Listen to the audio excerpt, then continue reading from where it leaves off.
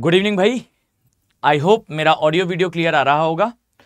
आज की इस क्लास में हम डिस्कस करने वाले हैं जो उत्तर का विशाल मैदान है यानी कि ग्रेट इंडियन प्लेन है, इसके क्लासिफिकेशन के सेकंड पार्ट के बारे में। देखो यार, मैं थोड़ा सा डिटेल में पढ़ा रहा हूं तो हो सकता है कि आप लोगों को ऐसा लगे कि सर ये थोड़ा सा समय ज़्यादा ले रहा है, बट एक चीज़ परफेक्ट है यार, दैट अगर आप थोड़ा सा डिटेल में नहीं पढ़ोगे तो बस वो कहने के लिए यूपीएससी हो जाता है, बट एक्चुअल में वो यूपीएससी होगा नहीं। जिस गहराई से यूपीएससी आज के समय प्रश्न पूछ रही है, क्वेश्चंस पूछ रही है, आई एम डैम श्योर के आने वाले समय में आपको चीजों को थोड़ा ज्यादा सा गहराई में पढ़ने की आवश्यकता पड़ेगी। ठीक है, सो इस बात का विशेष ध्यान रखिएगा कि हम थोड़ा सा डिटेल में देख रहे हैं चीजों को, इस कारण से थोड़ा समय लगेगा, बट एक बार पढ़ो, रॉक सॉलिड पढ़ो, क्रिस्टल क्लियर पढ़ो, और ऐसा पढ़ो जो सच में यूपीएससी के लेवल का हो। मतलब ऐसा ना हो कि बस मैंने कह दिया कि यूपीएससी में शायद आता है और आप प्रीवियस ईयर क्वेश्चंस एक बार लगा कर देखें तो आपको पता चले कि मैंने जो है वो उत्तर पढ़ाया है और आया वो दक्षिण है। ठीक है, तो इस कारण से थोड़ा सा डिटेल में चलेंगे, थोड़ा समय लगेगा, भले ही 4 टॉपिक हों बट वो ऐसे हों जो रॉक सॉलिड हो। मतलब उसके बाद आपको किसी और किताब से, किसी नोट से, एनसीईआरटी से या किसी अदर प्लेस से उसे दोबारा रेफर करने की आवश्यकता ना पड़े, और ऐसा ना हो कि आपको दोबारा उस चीज़ को फिर से पढ़ना पड़े। ठीक है, तो चलिए भाई हम यहां से स्टार्ट करते हैं। जल्दी जल्दी बताओ, लास्ट क्लास में जो हमने पढ़ा था आई थिंक आप सभी को याद होगा। दूसरी बात है कि मेक श्योर कि आप लोग क्लास को 2 बार देखो। देखो मैं ना हर बार इस बात को कहता हूं कि अगर आपने लाइव क्लास में नोट्स बनाने का ट्राई करा तो एक कहानी हो जाएगी which is called as catch me if you can. मतलब आप मुझे पकड़ सकते हो तो मुझे पकड़ो, फाइन। तो आप आधी चीजें लिख पाओगे, आधी चीजें याद नहीं कर पाओगे। मैं क्लास को ऐसा रन करने का प्रयास करता हूं कि बच्चा पहले मेरी बात सुन रहा है, उसके बाद जब वो पूरी बात सुन लेता है उसके बाद वो उसे लिखना शुरू करे। मतलब मेरी डिलीवरी ही ऐसी है कि मैं उस बात को आपसे एक्सप्लेन करते हुए बात कर रहा हूं। अगर उस दौरान आप नोट्स बनाओगे ना तो आपको वो अंडरस्टैंडिंग नहीं आएगी सब्जेक्ट की। तो कोशिश करना कि आप लोग जो है वो जरूर नोट्स वगैरह बनाते चलो, ठीक। लेकिन सेकंड रीडिंग में एक बच्चे ने धनंजय, अगर मैं गलत नाम नहीं पढ़ रहा हूं तो धनंजय नाम लिखा हुआ है, सर कल का पीडीएफ नहीं मिला है। बच्चे मिल गया है, इस टेलीग्राम चैनल पर जाइए, आपको यहां पर दिख जाएगा। ठीक है, तो ध्यान से इस टेलीग्राम चैनल से आप पीडीएफ डाउनलोड कर पाओगे। तो जो भी क्लास में आप देख रहे हो उसके नोट्स बनाने से पहले पीडीएफ देख लिया करें। नहीं बच्चे, डल गया है, अपलोडेड है। ठीक है, हो सकता है कि मैं भूल गया हूं लास्ट क्लास का, तो मैं अभी देखकर जो है वो अपलोड कर दूंगा। अभी क्या है, मेरी क्लासेस थोड़ी ज़्यादा चल रही हैं तो कई बार जो है वो मुझे ध्यान नहीं रह जाता, तो उसके लिए थोड़ा क्षमा चाहूँगा। दूसरी बात है यार, आप सभी लोग ध्यान दो, अगर आप इस क्लास को अटेंड कर रहे हो, सीरीज में अटेंड कर रहे हो और इतने समय से जुड़े हुए, शायद 11th या 10th लेक्चर है, तो मैं मानकर चल रहा हूँ यार कि आपको ज्योग्राफी में इंटरेस्ट है। तो फिर कौन सी ऐसी बाधा आ रही है कि आप geography as a optional subject opt नहीं कर रहे हैं? ये याद रखो कि ये सबसे बेस्ट ऑप्शनल है। अगर मुझसे कहा जाए ना तो आप इमेजिन करिए ना कि हमारा रिजल्ट अन्य माध्यम से रिजल्ट से कम क्यों रहता है। स्पेसिफिकली चलिए खुलकर कहता हूं तो इंग्लिश माध्यम से कम क्यों रहता है? उसका एक बड़ा कारण है कि हम जो है वो ज्योग्राफी को एज अ ऑप्शनल सब्जेक्ट नहीं पढ़ते। कितने ही बच्चों के मैसेज आते हैं टेलीग्राम पर, आप देखते होंगे। मैं ये नहीं कह रहा हूं कि मैं बहुत कोई ग्रेड वगैरह पढ़ा रहा हूं, ठीक है, मतलब मैं साफ साफ कहूं तो स्टूडेंट जो है जिस भी टीचर से पढ़ता है उसकी दिल खोल कर वो तारीफ करता है, ये बिल्कुल सच बात है। ठीक, तो मैं आपके उन स्टेटमेंट्स के कारण ये बात नहीं कह रहा हूं, बट मैं इन जनरल जानता हूं कि सामान्य रूप से आई थिंक अगर आप पूरी क्लास देखते हो तो आपको चीजें समझ में आ रही होंगी। तो कई बार स्टूडेंट लिखते हैं कि सर बहुत बढ़िया पढ़ रहे हैं, हमें सब समझ में आ रहा है, बढ़िया है, लेकिन ऑप्शनल के तहत जो है वो आते आते उनका मन होने लगता है कि सर क्या इसमें सिलेक्शन होगा, सर इसमें इंग्लिश माध्यम का ज़्यादा सिलेक्शन होता है, या फिर इसे इंग्लिश माध्यम ज़्यादा चुनता है, या फिर किसी ऑप्शनल में, इस ऑप्शनल में कम सिलेक्शन होता है, किसी ऑप्शनल में ज़्यादा सिलेक्शन होता है। तो मैं 3-4 बातें अच्छे से बता देता हूँ आपको। ठीक है, पहली बात तो ये दैट जो ज्योग्राफी है या यूपीएससी, चलो स्पष्ट कह देता हूं, जो यूपीएससी है बच्चों ऐसा कोई डेटा नहीं निकालती कि किस ऑप्शन से कितना सिलेक्शन होता है, ऐसा कोई डेटा नहीं है। तो पहली बात तो कहीं सुनी बातों पर विश्वास ना करें। ठीक, तो कि इस ऑप्शन से कम सिलेक्शन या उस ऑप्शन से ज्यादा सिलेक्शन, ये दायरा ही नहीं होना चाहिए सिलेक्ट करने का। दूसरी और इंपॉर्टेंट बात दैट आप अगर पढ़ेंगे सब्जेक्ट में तो इमेजिन करो जिस सब्जेक्ट में आपका इंटरेस्ट नहीं है, आप उसे 5 महीने 6 महीने कैसे पढ़ सकते हो?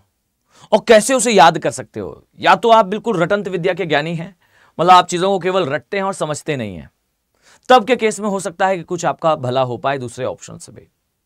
बट अगर आप समझकर पढ़ने वाले हैं तो याद रखिए कि फिर ये ऑप्शनल आपके लिए सबसे बेहतर है। मतलब आप किसी चीज को रटकर अगर पास करने के बारे में सोच रहे हो विदाउट इंटरेस्ट, अगर आप इसमें माहिर हो, और इसमें कई लोग माहिर होते हैं, मैं मतलब स्पष्ट बताता हूं, कई लोग इसमें माहिर होते हैं, इसमें बुरी बात नहीं है, लेकिन जो लोग समझकर पढ़ना चाहते हो तो प्लीज इस बात को ध्यान दीजिएगा कि optional is a great thing, geography optional is a great thing, because ये प्री में आपका ऐसा असिस्टेंस देता है, आप इमेजिन नहीं कर सकते कि आपको क्या बढ़त मिल सकती है सिर्फ ऑप्शनल, इस ऑप्शनल से पढ़ने पर।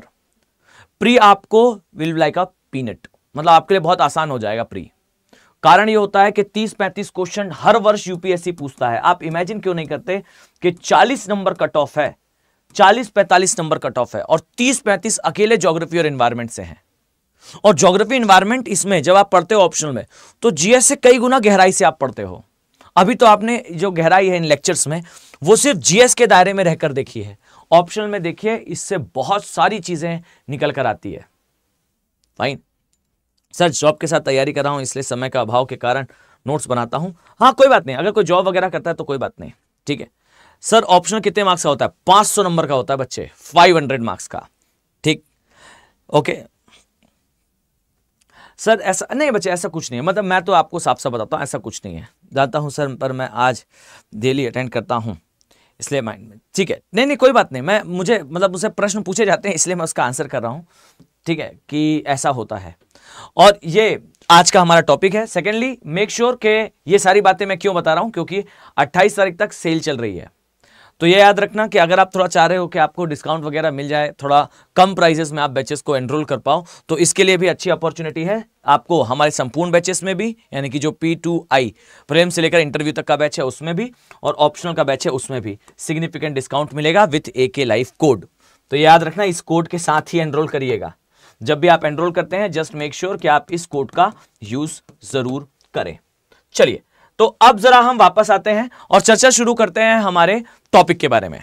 लास्ट क्लास में हमने जो टॉपिक देखा था, इसे कहा था हमने हमारे उत्तर के विशाल मैदान, अर्थात ग्रेट इंडियन प्लेन का क्लासिफिकेशन। आइए सबसे पहले तो एक बार ब्रॉडर सेंस में प्लॉट करते हैं। कोशिश करिएगा कि आप सभी लोग साथ में इस डायग्राम को कई बार बनाने की प्रैक्टिस कर लें, जिससे आपके हाथ पे ये डायग्राम जो है वो ठीक से एडजस्ट हो जाए। क्या होता है, डायग्राम को फर्स्ट सेकंड टाइम प्लॉट करो तो उतना एक्यूरेसी के साथ आप प्लॉट नहीं कर पाएंगे। जब आप इसे 10 से 12 बार प्लॉट कर लेंगे तो इसके पश्चात जो है आप आसानी से बेहतर तरीके से प्लॉटिंग सीख जाओगे। ठीक, जरा एक मिनट रुकिएगा, ये साइज थोड़ा सा मिसमैच है, मैं जरा इसे ठीक कर लूं। तो आई थिंक आपको सभी को याद होगा दैट उत्तर के विशाल मैदान को हमने डिवाइड करा था कुछ पोर्शंस में, और इसमें हमने देखा था सबसे पहले पंजाब का मैदान, फिर आया था हरियाणा के मैदान के बारे में जानकारी, फिर हमने राजस्थान, फिर हमने उत्तर का जो गंगा का मैदान है उसे मार्क करा था। बचा हुआ है, मतलब हमने अभी तक केवल राजस्थान के मैदान की डिटेलिंग देखी है। अभी बाकी का जो पोर्शन है वो जो है वो शेष रह रखा है, हम उसे देखना शुरू करते हैं। ठीक, चलिए जरा मैं इसे ऊपर कर दूं जिससे थोड़ा प्लॉटिंग आसान हो जाए मेरे लिए। आइए बच्चों, यहां देखिए, ये पोर्शन कहलाता है पंजाब का मैदान। इसके नीचे वाला ये जो पोर्शन है जो हमने लास्ट क्लास में देखा, ये था राजस्थान का मैदान। इसके पश्चात ये जो पोर्शन था ये है हरियाणा का मैदान। इस वाले पोर्शन को हम कहते हैं, दिस इज कॉल्ड एज हमारा गंगा का मैदान। ये सबसे बड़ा फिजिकल डिवीजन है हमारे ग्रेट इंडियन प्लेन का। इसे हम 3 पोर्शंस में डिवाइड कर सकते हैं, और इसके पश्चात ये वाला जो एरिया है this is called as Brahmaputra का मैदान। तो ये कुछ पोर्शंस थे हमारे उत्तर के विशाल मैदान के। आइए जरा मैं एक बार छोटी सी मार्किंग दे दूं आपको। This is called as Punjab का मैदान, पंजाब प्लेन। ये कहलाता है राजस्थान का मैदान, ओके, राजस्थान प्लेन। ये जो हिस्सा है बच्चों, जल्दी से बताइए कौन सा मैदान है? ये है हरियाणा का मैदान। ये जो पूरा पोर्शन है इसे हम कलेक्टिवली कहते हैं कि ये है गंगा का मैदान। ठीक, ये है गंगा का प्लेन, ठीक। और जो रिमेनिंग पोर्शन बचता है, this portion is called as Brahmaputra, Brahmaputra का मैदान।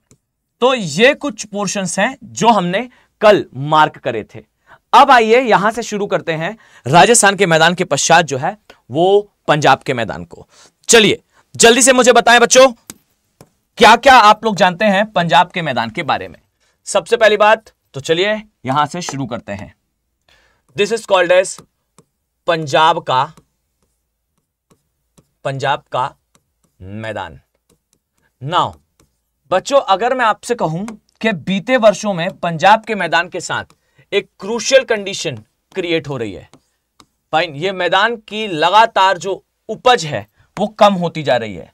मैं यहां पर इसका करंट लिख देता हूं, इसका करंट अफेयर लिख देता हूं।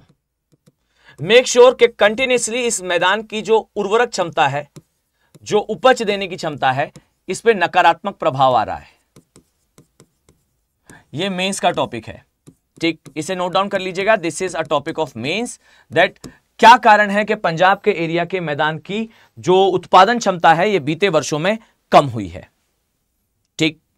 आई होप ये पॉइंट आपको क्लियर है कि उपज कम हुई है। अब कारण के बारे में थोड़े समय बाद चर्चा करेंगे, ठीक है। चलिए, कोई जानता है भाई पंजाब के मैदान का एक्चुअल मतलब क्या होता है? What is the meaning of Punjab? Anyone knows that Punjab का अर्थ क्या होता है? आइए, सबसे पहले तो पंजाब का मतलब है 5 दोआब। 5 दोआब का अर्थ जानते हैं आप?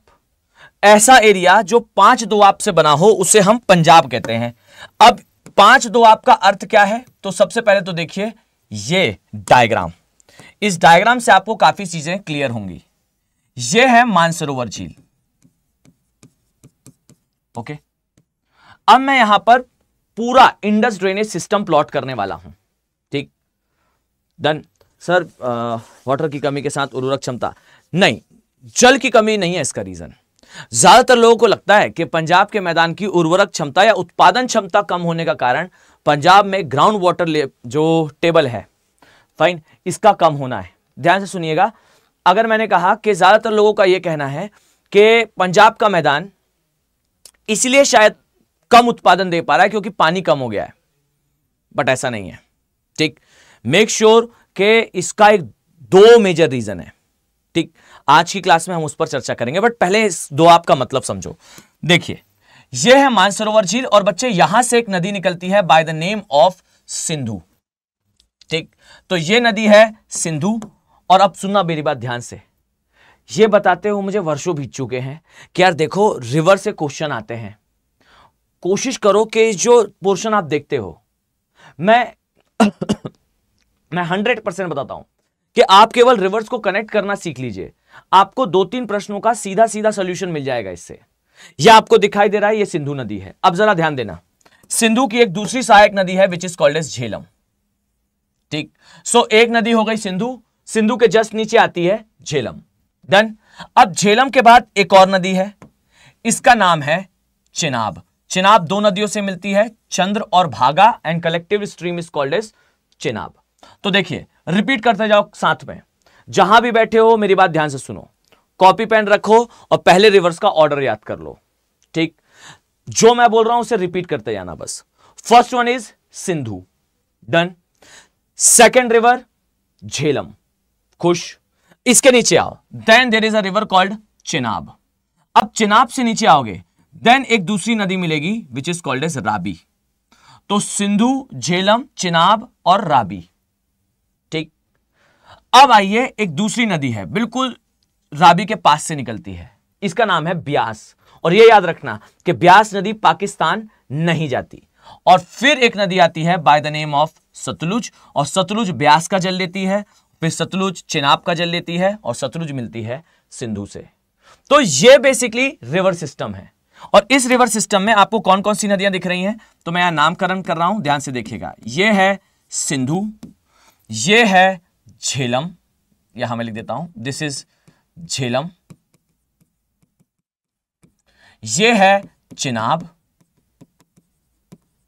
यह है राबी, दिस वन इज ओहो, राबी इधर आएगा, थोड़ा सा मैं इस नाम को जरा एडजस्ट कर दूं भाई, ये Ravi, and this one is Beas, और लास्ट वन है सतलुज। सो मेक श्योर कि यहां रिवर्स का ऑर्डर आपके सामने है, सिंधु, झेलम, चिनाब, राबी, ब्यास एंड सतलुज। अब दिमाग में इस ऑर्डर को पहले तो सेटल डाउन कर लो।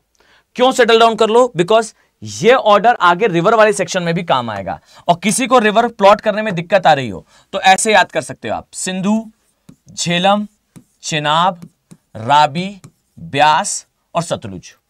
डन। अब देखो, सीधे सिंधु नदी जाती है अरब सागर में, यह है अरब सागर, ठीक, और सिंधु से सीधे मिलती है केवल एक नदी, सतलुज।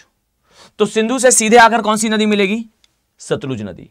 और इसके बाद ये जो रिमेनिंग रिवर्स आप लोग ध्यान से देखिएगा, ये जो रिमेनिंग रिवर्स आप देख रहे हो, इसमें से ब्यास नदी बिना पाकिस्तान जाए सतलुज से मिल जाती है, और जो रिमेनिंग 3 रिवर्स हैं, ध्यान से सुनिएगा, जो रिमेनिंग 3 रिवर्स हैं, इसमें से चिनाब नदी सीधे जाकर मिलती है सतलुज से, और ये अन्य 2 नदियों का जल लेकर जाती है, अर्थात झेलम और राबी का जल लेकर चिनाब जाती है, और चिनाब मिलती है किससे? सतलुज से।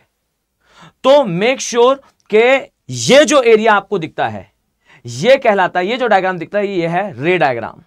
इससे आप रिवर कैसे कनेक्ट होती है इसे याद कर सकते हो। ओके, तो इस बात का विशेष ध्यान रखना कि रिवर्स कैसे कनेक्ट हो रही हैं। तो रिवर इस प्रकार से कनेक्ट होती हैं। डन।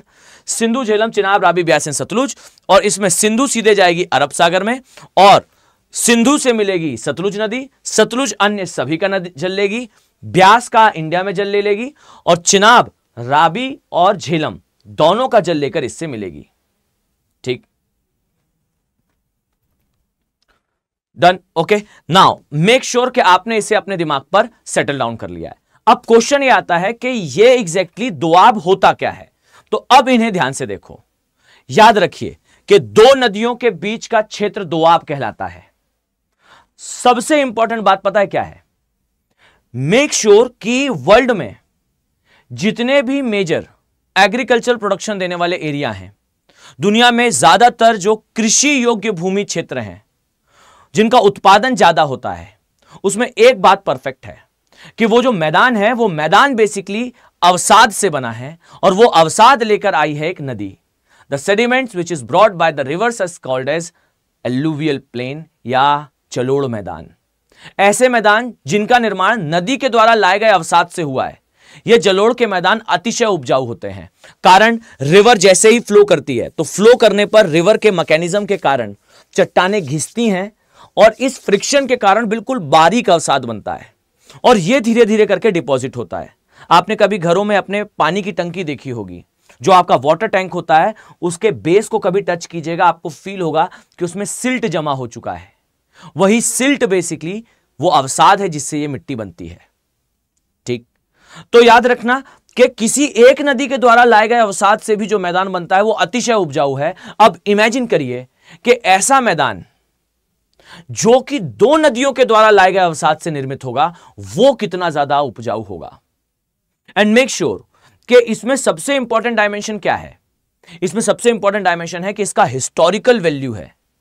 इतिहास में भी जो किंग्स रहे हैं, उन्होंने इन दोआबों के ऊपर एक्स्ट्रा टैक्स भी लगाया है। आप लोग जरा कमेंट सेक्शन में मुझे बताइएगा कि वो कौन सा किंग था जिसने दोआब पर सरप्लस टैक्स लगाया था, अतिरिक्त कर लगाया था। ठीक, तो दोआब का अर्थ सिंपल सा है। दोआब का अर्थ होता है 2 नदियों के बीच का क्षेत्र, is called as Doab. I repeat, वो भूमि जो 2 नदियों के द्वारा लाए गए अवसाद से बनती है, उसे दोआब कहते हैं। डन। सर होता है तो इसका मतलब वो अवसाद वहां जगह होता है। बच्चे, एक बच्चे ने लिखा है झा, नाम लिखा हुआ बस, झा जी। तो बच्चे एक बात बताइए, मैं समझ नहीं पा रहा हूं, मतलब आपका क्वेश्चन जो आपने लिखा है ना, वो मैं समझ नहीं पा रहा हूं। ठीक है, तो जरा मुझे बता दीजिएगा क्या लिखा है, तो मैं आंसर कर दूंगा। देखिए, तो दोआब बेसिकली ऐसी भूमि है जो 2 नदियों के द्वारा लाए गए अवसाद से बनी है, और 2 नदियों के बीच ये स्थित है। तो देखिए यहां कितने दोआब हैं, तो जरा काउंट करिए। सिंधु और झेलम के बीच में एक दोआब है, झेलम और चिनाब के बीच में एक दोआब है, चिनाब और रावी के बीच में दोआब है, रावी और ब्यास के बीच में दोआब है, ब्यास और सतलुज के बीच में दोआब है। तो यहां 5 दोआब है, अर्थात पंजाब का अर्थ है 5 दोआबों की भूमि, इज कॉल्ड एज पंजाब। और इसमें कौन कौन से दोआब आते हैं, तो देखिए यहां पर ध्यान से, इसमें एक दोआब आता है which is called as Sindh Doab. और सिंध दोआब किस किस के बीच में है, सिंधु और झेलम के बीच में है। फाइन, आई होप आपको क्लियर है। तो सिंधु और झेलम के बीच में सिंध दोआब।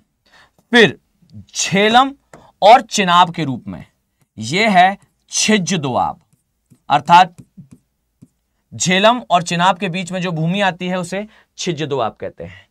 फिर चिनाब और रावी के बीच में, फाइन, ये वाली जो भूमि है इसके बीच में जो भूमि आती है उसे कहते हैं बारी दोआब।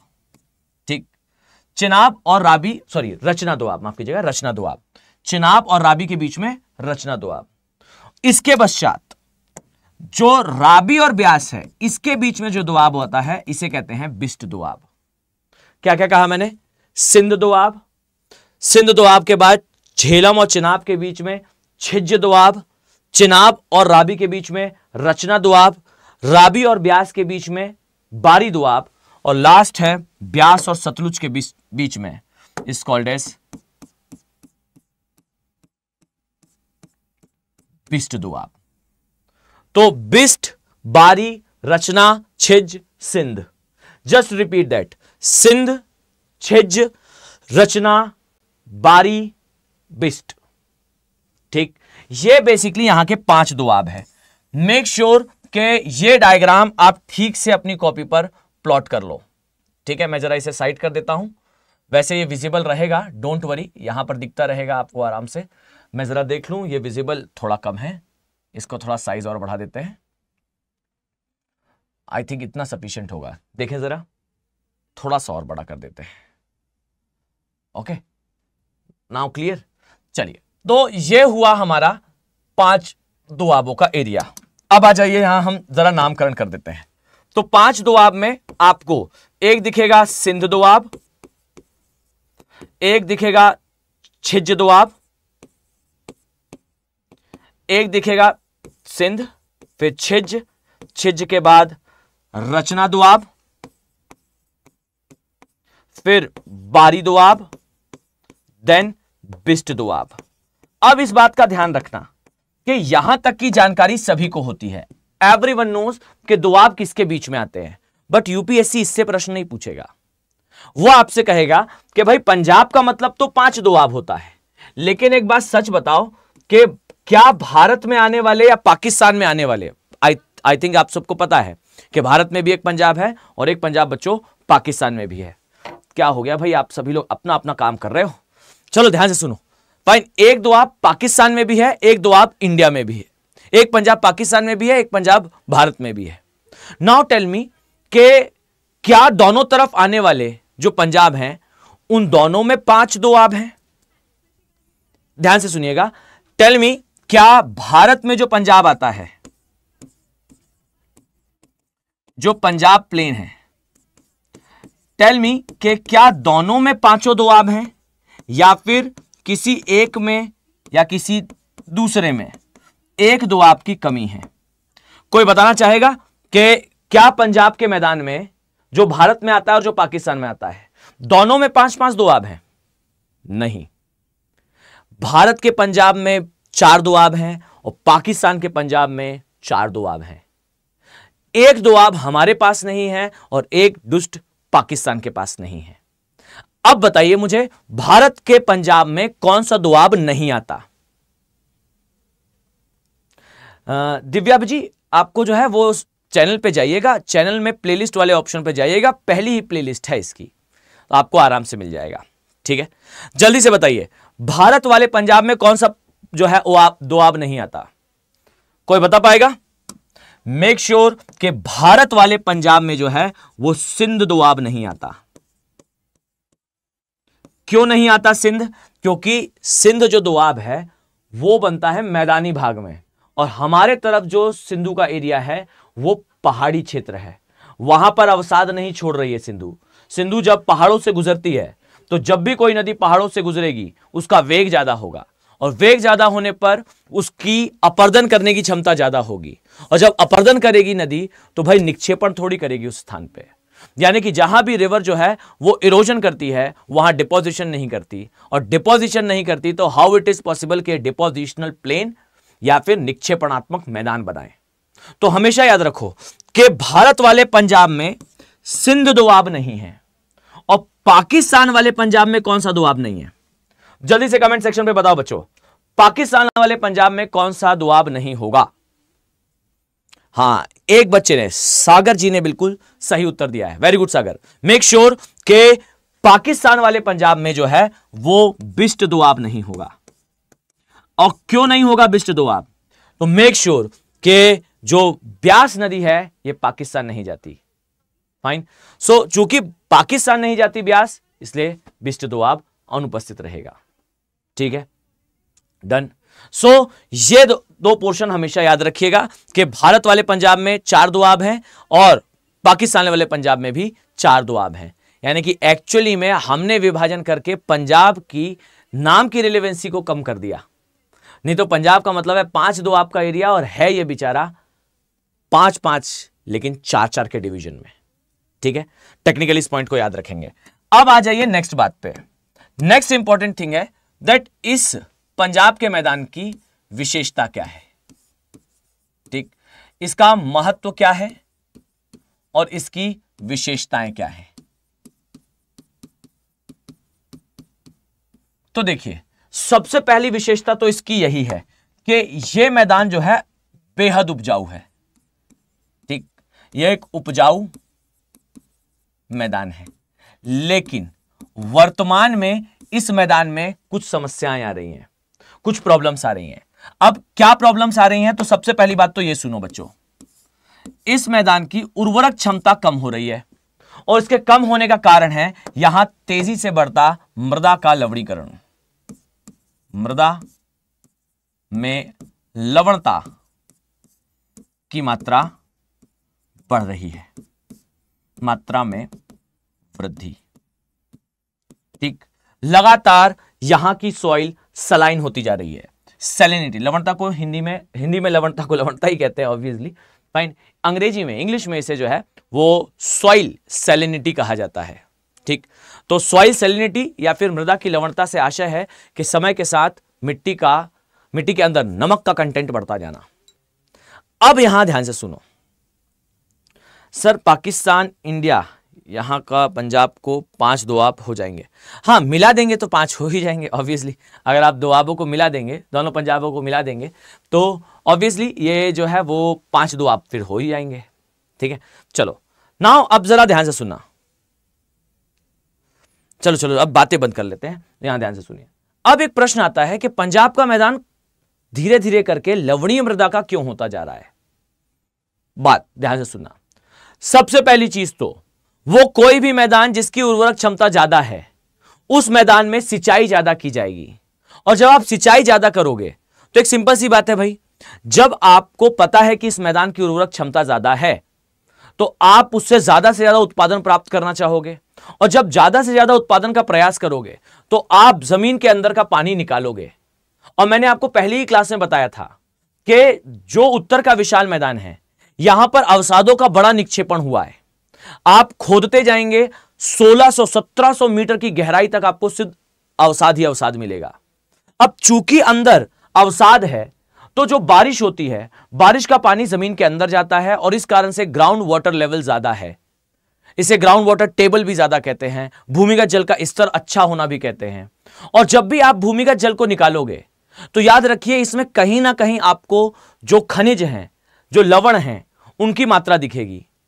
जमीन के अंदर का पानी कहीं ना कहीं कुछ स्तर तक खारा होता है। तो सबसे बड़ी प्रॉब्लम तो यह है कि इस एरिया में समय के साथ लवणता बढ़ी है, क्योंकि यहां पर अतिशय सिंचाई करी जाती है, अति सिंचाई के कारण। और यहां अति सिंचाई क्यों होती है? क्योंकि यहां की उर्वरक क्षमता जो है वो ज्यादा है। अति सिंचाई वो भी भूमिगत जल से, क्योंकि भाई एक सिंपल सी बात है, हर जगह तो नदी नहीं है। फाइन, एक सिंपल सी बात है, यहां पर नदियां बहती हैं, पर ऐसा थोड़ी है कि हर एक गांव के अंदर एक नदी हो। भाई हर जगह नदी नहीं होने के कारण पर्सन जो है वो जमीन से ही पानी निकालेगा, और जब जमीन से पानी निकालेगा तो समय के साथ अति सिंचाई के कारण यहां की मृदा सलाइन होती जा रही है। तो एक समस्या तो इसकी यह है पंजाब के मैदान की, दैट यहां पर जो अति सिंचाई है उसके कारण मृदा लवणीय हो रही है। लेकिन एक और समस्या है, ध्यान से सुनना, और यह समस्या और भी ज्यादा बड़ी है। क्या समस्या है? ध्यान से सुनो। इस क्षेत्र पर हरित क्रांति का सबसे बड़ा दुष्प्रभाव पड़ा है। हरित क्रांति का अत्यधिक दुष्प्रभाव देखा गया है। फाइन, दुष्प्रभाव, और वो दुष्प्रभाव इवन अप टू कैंसर है, कैंसर एंड ड्रग है। फाइन, अब आने वाले 20 मिनट्स मेरी बात ध्यान से सुनना। मैं लिख कर दे सकता हूं कि अगर आप इसे आने वाले 20 मिनट ध्यान से सुन लो, ठीक। अरे भाई आप लोग आपस में कितनी बातें करते हो भाई। फाइन, चलो शांत हो जाओ, सभी लोग ध्यान से सुनना। अगर आप आने वाले 20 मिनट मेरी बात बिल्कुल ध्यान से सुन लो, मैं लिख कर देता हूं कि आप ऐसे कंटेंट लेकर जाओगे क्लास से दैट उसे जब आप लिखोगे तो आप डेफिनेटली खुद में भी फील करोगे दैट आपने कुछ एक्स्ट्रा ऑर्डिनरी लिखा है कॉपी पर। फाइन, थोड़ा सा इसमें हम ऑप्शनल, ज्योग्राफी ऑप्शनल का भी टच डालेंगे जिससे आप अपना डेटा एनरिच कर सको। और ये तो बहुत सामान्य सी बात है कि अगर आपको यूपीएससी, इवन यूपीएससी भी ऐसा करता है, यूपीएससी को अगर एक सब्जेक्ट से कठिन क्वेश्चन बनाने होते हैं तो वो उस विषय के ऑप्शनल के प्रश्न पिक कर लेता है और थोड़ा सा उसे जनरलाइज करके जीएस में पूछ देता है। आप देख लीजिए प्रीवियस ईयर क्वेश्चंस और जो वैकल्पिक विषय हैं उनके प्रश्न, आपको बहुत सारे प्रश्न ओवरलैप करते हुए दिखेंगे। ठीक, डन। अब देखिए, पहली बात तो ये दैट हरित क्रांति क्या थी। हरित क्रांति एक ऐसी स्थिति थी जब भारत को यह रियलाइज हो गया था दैट विश्व जगत हमें उतनी सहायता नहीं देने वाला इस भीषण अकाल से। वास्तविकता तो यह है कि भारत की आजादी के बाद हमें हमारी जलवायु ने सपोर्ट नहीं करा था। जैसे ही भारत आजाद हुआ, हम जो है अल नीनो और ला नीना की फ्रीक्वेंटली चेंज होने वाली साइकिल से परेशान थे। और इवन भारत की आजादी के पश्चात जो शुरुआती 20 वर्ष रहे थे उनमें से ज्यादातर वर्ष जो है वो अल नीनो के वर्ष रहे थे। अर्थात भारत में आजादी के पश्चात सबसे ज्यादा जो दुष्प्रभाव रहा वो अल नीनो का रहा। हम लगातार सूखा झेल रहे थे, भारत में बारिश हो नहीं रही थी, अकाल यानी कि फेमाइन जैसी स्थिति भारत में निर्मित हो रही थी। और इसी समय पर इंडिया में यह डिसाइड करा गया कि भाई हम जो है वो अपना एग्रीकल्चरल प्रोडक्शन बढ़ाएंगे। और उस समय पर जो ट्रिगरिंग मूवमेंट था वो 2-4 घटनाएं थी। जैसे फ्रीक्वेंटली हम युद्ध लड़ रहे थे, और यह हमेशा याद रखना कि war is drainage of resources. युद्ध जो है वो संसाधनों का दोहन करा देता है अतिशय। मैं एक देश हूं, मैंने जो है अपनी जीडीपी में एजुकेशन, हेल्थ, इंफ्रा, सैनिटेशन, इन सब का पैसा काटकर डिफेंस को दिया और डिफेंस को कहा कि खरीदो इससे वेपन। हमने सबसे लीथल वेपन खरीदे, टैंक खरीदे, आर्मोररी खरीदी, आर्टिलरी खरीदी, और ये सब कुछ खरीदकर हमने रखा। और अचानक से पाकिस्तान ने अटैक करा और जो हमने शायद 10 या 15 सालों में अपनी जीडीपी से काट काट कर जो है जो हथियार इकट्ठा करे थे वो 4 महीने के युद्ध में हमने उपयोग कर दिए। अर्थात देश जो है वो सिर्फ 20, 25, 30 दिन चले हुए युद्ध से अपने विकास क्रम में 20 साल पीछे चला गया। इंडिया वो नेशन है जो वर्ल्ड के सबसे बड़े वेपन बायर्स में से आता है। हमने सारे वेपन्स खरीदे ही क्यों हैं? क्योंकि हमारे 2 सबसे बड़ी सीमाएं हमारे 2 एनिमीज से लगती हैं। और इस कारण से हम अपने बजट में एजुकेशन या फिर हेल्थ यानी कि शिक्षा, स्वास्थ्य सुरक्षा आदि इन सब चीजों से हम जो है वो पैसा निकालकर, मनी निकालकर केवल और केवल हथियार खरीदने में उसका उपयोग करते हैं। डन। अब ये जो स्थिति है, इस स्थिति का समाधान क्या था? अच्छा, इस स्थिति के कारण एक चीज और निर्मित हुई दैट भारत आजादी के बाद जो लगातार युद्ध लड़ रहा था, 48 का युद्ध हो, 62 का युद्ध हो, 65 का युद्ध हो, हमें हमारे लिए संसाधनों की कमी महसूस होने लगी थी। और भी ज्यादा ट्रिगरिंग ये रहा था कि एक तो देखिए आजादी के तुरंत बाद हमें जो है वो वर्षा नहीं मिली, दूसरी स्थिति ये थी कि हम युद्ध से जूझ रहे थे, और तीसरी स्थिति ये रही कि PL480 नामक एक प्रोग्राम था जो यूएसए ने चलाया था, और उस प्रोग्राम में विकासशील देशों को फ्री में भोजन बांटने का कार्यक्रम वो रहा था। और उस कार्यक्रम में जो भारत की इंसल्ट हुई, उसके बाद भारत ने डिसाइड करा था कि चलो हरित क्रांति करते हैं। तो एक छोटा सा बैकग्राउंड मैंने आपको बता दिया हरित क्रांति का, दैट भारत ने हरित क्रांति क्यों करी। इसके पीछे युद्ध भी था, इसके पीछे अकाल भी था, और इसके पीछे जो है वो वैश्विक पटल पर भारत को समर्थन ना मिलना भी था। यूएसए के अखबार में जो है एग्जैक्ट स्थिति ये थी कि 65 के बाद हमारे यहां जो अकाल पड़ा था उस पे हम चाह रहे थे कि विश्व जगत से हमें खाद्यान्न मिल जाए। और उस समय ना PL 480 प्रोग्राम जो यूएसए ने चलाया था, उसने कहा था PL 480 कि वो सभी देश जिनके पास खाद्यान्न ना हो वो यूएसए से खाद्यान्न ले सकते हैं फ्री ऑफ कॉस्ट। और इसका कतई मतलब ये मत निकालिएगा कि यूएसए ने जो है ये इसीलिए करा था ताकि यूएसए ये बता सके कि वो कितना महान है, या फिर यूएसए की ऐसी नीयत थी। एग्जैक्ट बात यह थी कि यूएसए ने हरित क्रांति की थी, और हरित क्रांति के बाद यूएसए में इतना प्रोडक्शन हो गया था कि यूएसए उसे अपने मार्केट में नहीं छोड़ सकता था। अगर वो अपने मार्केट में उसे छोड़ देता तो फिर उसका मार्केट क्रैश कर जाता। इसलिए यूएसए ने वो सारा खाद्यान्न जो है वो अन्य देशों को देने का निर्णय करा था। और जो खाद्यान्न वो नहीं दे पाता था उसका क्या करता था यूएसए, उसे ले जाता था और मैक्सिको की खाड़ी में फेंक देता था। तो एक चीज तय थी कि यूएसए में हरित क्रांति हुई, एग्रीकल्चर प्रोडक्शन बढ़ा, और एग्रीकल्चरल प्रोडक्शन बढ़ने का अंतिम परिणाम यह निकला कि यूएसए सारे देशों को फ्री में वो बांट रहा था। अब इसमें इस प्रोग्राम का नाम रखा गया PL 480 प्रोग्राम, और भारत ने सोचा कि चलिए इस प्रोग्राम में पार्टिसिपेट करते हैं, हमारे यहां अकाल पड़ा ही है, यूएसए से हम खाद्यान्न ले लेते हैं। जब Indian PM went for USA, मतलब जब भारतीय प्रधानमंत्री यूएसए गई इंदिरा गांधी मैम, तब पता चला कि वहां के अखबार में बड़ी सी एक फोटो छपी, इंदिरा गांधी मैम का ऐसा बड़ा सा जो है पोस्टर लगाया गया, कार्टून बनाया गया जिसमें इंडियन PM का बहुत बड़ा सिर था, कमजोर सा ऐसा शरीर था, और हाथ में इतना बड़ा कटोरा, और उसमें लिखा हुआ था again Indian PM bagging for food. पुनः भारतीय प्रधानमंत्री खाद्यान्न की भीख मांगने आए हैं। यह वो ह्यूमिलिएटिंग कंडीशन थी, और उस टाइम पे इंडिया ने डिसाइड करा कि अब हमें PL 480 प्रोग्राम से कुछ नहीं लेना। इंडियन PM वेंट बैक, भारतीय प्रधानमंत्री वापस आते हैं और डिसाइड करते हैं कि हम वेरी नेक्स्ट ईयर हरित क्रांति करेंगे। और यहां ध्यान से सुनिएगा, यह कंटेक्स्ट में बता रहा हूं पंजाब के मैदान के रिस्पेक्ट में, तो ध्यान से सुनना। तो एक युद्ध, एक अकाल, एक एक ये ट्रिगरिंग मूवमेंट, यानी कि जो PL 480 प्रोग्राम में वैश्विक पटल का हमें सपोर्ट ना करना, और फिर भारत में शुरू होती है हरित क्रांति की एक लहर। इंडियन PM वापस आते हैं, एंड इंडियन PM डिसाइडेड कि चलिए भाई हरित क्रांति की जाएगी। MS स्वामीनाथन से कांटेक्ट करा गया। बेसिकली सबसे पहले हमने जो है वो नॉर्मन बोरलॉग से कांटेक्ट करा था, जो विश्व में हरित क्रांति के जनक थे। फाइन, उनकी टीम से बेसिकली कांटेक्ट करा था। फिर हमें वहां से जो है वो ये पता चलता है कि हमारे इंडिया में भी एक पर्सन है MS स्वामीनाथन जो इसके लिए कैपेबल है। इंदिरा गांधी मैम ने MS स्वामीनाथन से कांटेक्ट करा, और फिर MS स्वामीनाथन के साथ इंदिरा गांधी मैम के निजी निवास त्रिमूर्ति भवन में इसकी टेस्टिंग स्टार्ट हुई। और 6 महीने की लगातार टेस्टिंग के बाद यह डिसाइड करा गया कि यह फसल कॉम्बिनेशन, यह क्रॉप कॉम्बिनेशन, फसल संयोजन के साथ भारत उतरेगा हरित क्रांति करने। एंड जस्ट इमेजिन कि जिस वर्ष यह तय करा गया उसके 3 पहले वर्ष, ध्यान से सुनना सभी लोग कॉन्सेंट्रेशन के साथ, इसका कनेक्शन पंजाब के साथ है इसलिए ध्यान से सुनिएगा। देखिए हुआ यह था कि 1967-68 में हम ये करने वाले थे, ठीक है, और इसके पहले के जो लगातार वर्ष रहे थे ये सारे अल नीनो के वर्ष रहे थे। अल नीनो का मतलब क्या है? अल नीनो का मतलब है सूखे का वर्ष।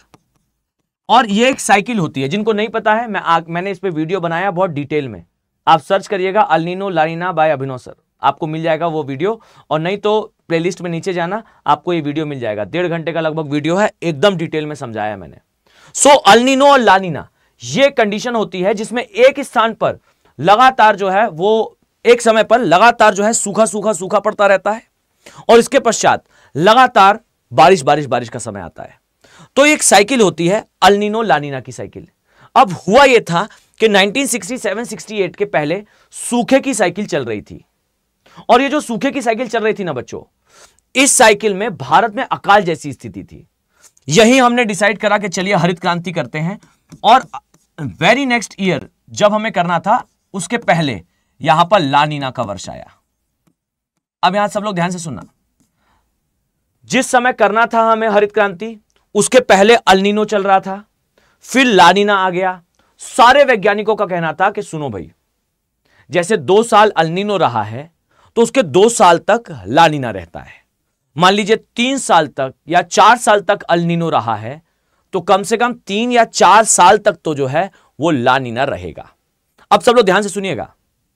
मान लीजिए 4 साल अल नीनो रहा तो 4 साल ला नीना रहेगा, 4 साल ला नीना रहा तो 4 साल अल नीनो रहेगा। अब वैज्ञानिकों का कहना था, देखिए 3-4 साल तक लगातार अल नीनो है, अब ला नीना आ गया है, तो कम से कम आगे 3-4 साल तक तो ला नीना ही रहेगा। भारत को बिल्कुल टेंशन लेने की जरूरत नहीं है। हरित क्रांति पूरे विश्वास के साथ करें, हम आसानी से हरित क्रांति में विजयी हो जाएंगे। क्यों? क्योंकि अब ला नीना शुरू हो गया है। तो पहले जो है अल नीनो चला, फिर ला नीना की साइकिल शुरू हुई। इंडियन पीएम अपने हाथों की उंगलियों को क्रॉस करते हुए वी डिसाइडेड कि चलो त्रिमूर्ति भवन में हमने जो नई क्रॉप कॉम्बिनेशन टेस्ट करी है, जो नए बीज टेस्ट करे हैं, इन्हें भिजवाया जाए सारे किसानों के पास। और सारे किसानों को, खासकर पंजाब हरियाणा के, पूरे उत्तर भारत के और इवन दक्षिण भारत में भी सभी किसानों को जो है वो कम दाम में बीज भिजवाए गए, रासायनिक उर्वरक भिजवाया गया, कीटनाशक भिजवाए गए, और ये सब कुछ सप्लाई करके जो है हमने अपने फार्म्स को रेडी कर लिया, अपने खेतों को रेडी कर लिया। और सारे किसान वॉज रेडी कि भाई अब मेघा बरसे रे, यानी कि अब आएगा मॉनसून, जैसे ही मॉनसून आएगा हम जो है इनका उपयोग करेंगे और यहां से हमारी हरित क्रांति शुरू होगी। फाइन, हम श्योर थे कि भाई ला नीना का ये वर्ष रहा है, अगला वर्ष भी ला नीना होगा, भयंकर बारिश होगी, खेत जो है वो हैवी प्रोडक्शन देंगे। बट बताएं सबसे बड़ी दिक्कत क्या हुई? सबसे बड़ी दिक्कत यह हुई कि डियर इंडियन पीएम ऐसे उंगली क्रॉस करे हुए बैठे थे कि डिक्लेयर करिए अगले वर्ष को ला नीना का ईयर और बारिश को दीजिए इनविटेशन। और जब ये टाइम आया तो एग्जैक्टली साइंटिस्ट ने डिक्लेयर करा कि डियर अगला वर्ष ला नीना का नहीं है, अल नीनो का है। अगेन अल नीनो की साइकिल शुरू हो रही है। और ये जो अगेन अल नीनो की साइकिल थी ना, इसमें उन्होंने डिक्लेयर करा कि ये सबसे ड्राई, सबसे सूखा अल नीनो का वर्ष होगा। अब सोच कर देखिए उस समय हमारे पीएम की और हमारे देश की क्या कंडीशन रही होगी कि हमने इतनी मेहनत करके जो हैवी यानी कि हाई प्रोडक्शन देने वाले सीड्स हैं, जो उर्वरक हैं, कीटनाशक हैं, ये सब जो है वो खेतों तक पहुंचाया है। डियर वो जो किसान है ना, जिसके पास ये पहुंचा है, उसे अल नीनो ला नीना समझ में नहीं आएगा। वो तो अब इन बीजों को खेत में डालेगा, और अगर ऊपर से बारिश नहीं हुई तो वो जो किसान है ना, अब लाइफ में कभी दोबारा गवर्नमेंट के दिए हुए सीड्स और ये रासायनिक उर्वरकों का उपयोग करके इस हरित क्रांति में पार्टिसिपेट नहीं करेगा। इंडिया के लिए हरित क्रांति का पहला प्रयास अगर असफल प्रयास रहा तो ये इंडिया के विकास में नहीं, पूरे आने वाले दशकों के विकास का सबसे बड़ा फेलियर होगा। आप इमेजिन करिए कि जब ये डिक्लेयर करा गया होगा कि अगला वर्ष अल नीनो का वर्ष है, उस समय इंडिया और इंडिया के पीएम की क्या स्थिति रही होगी।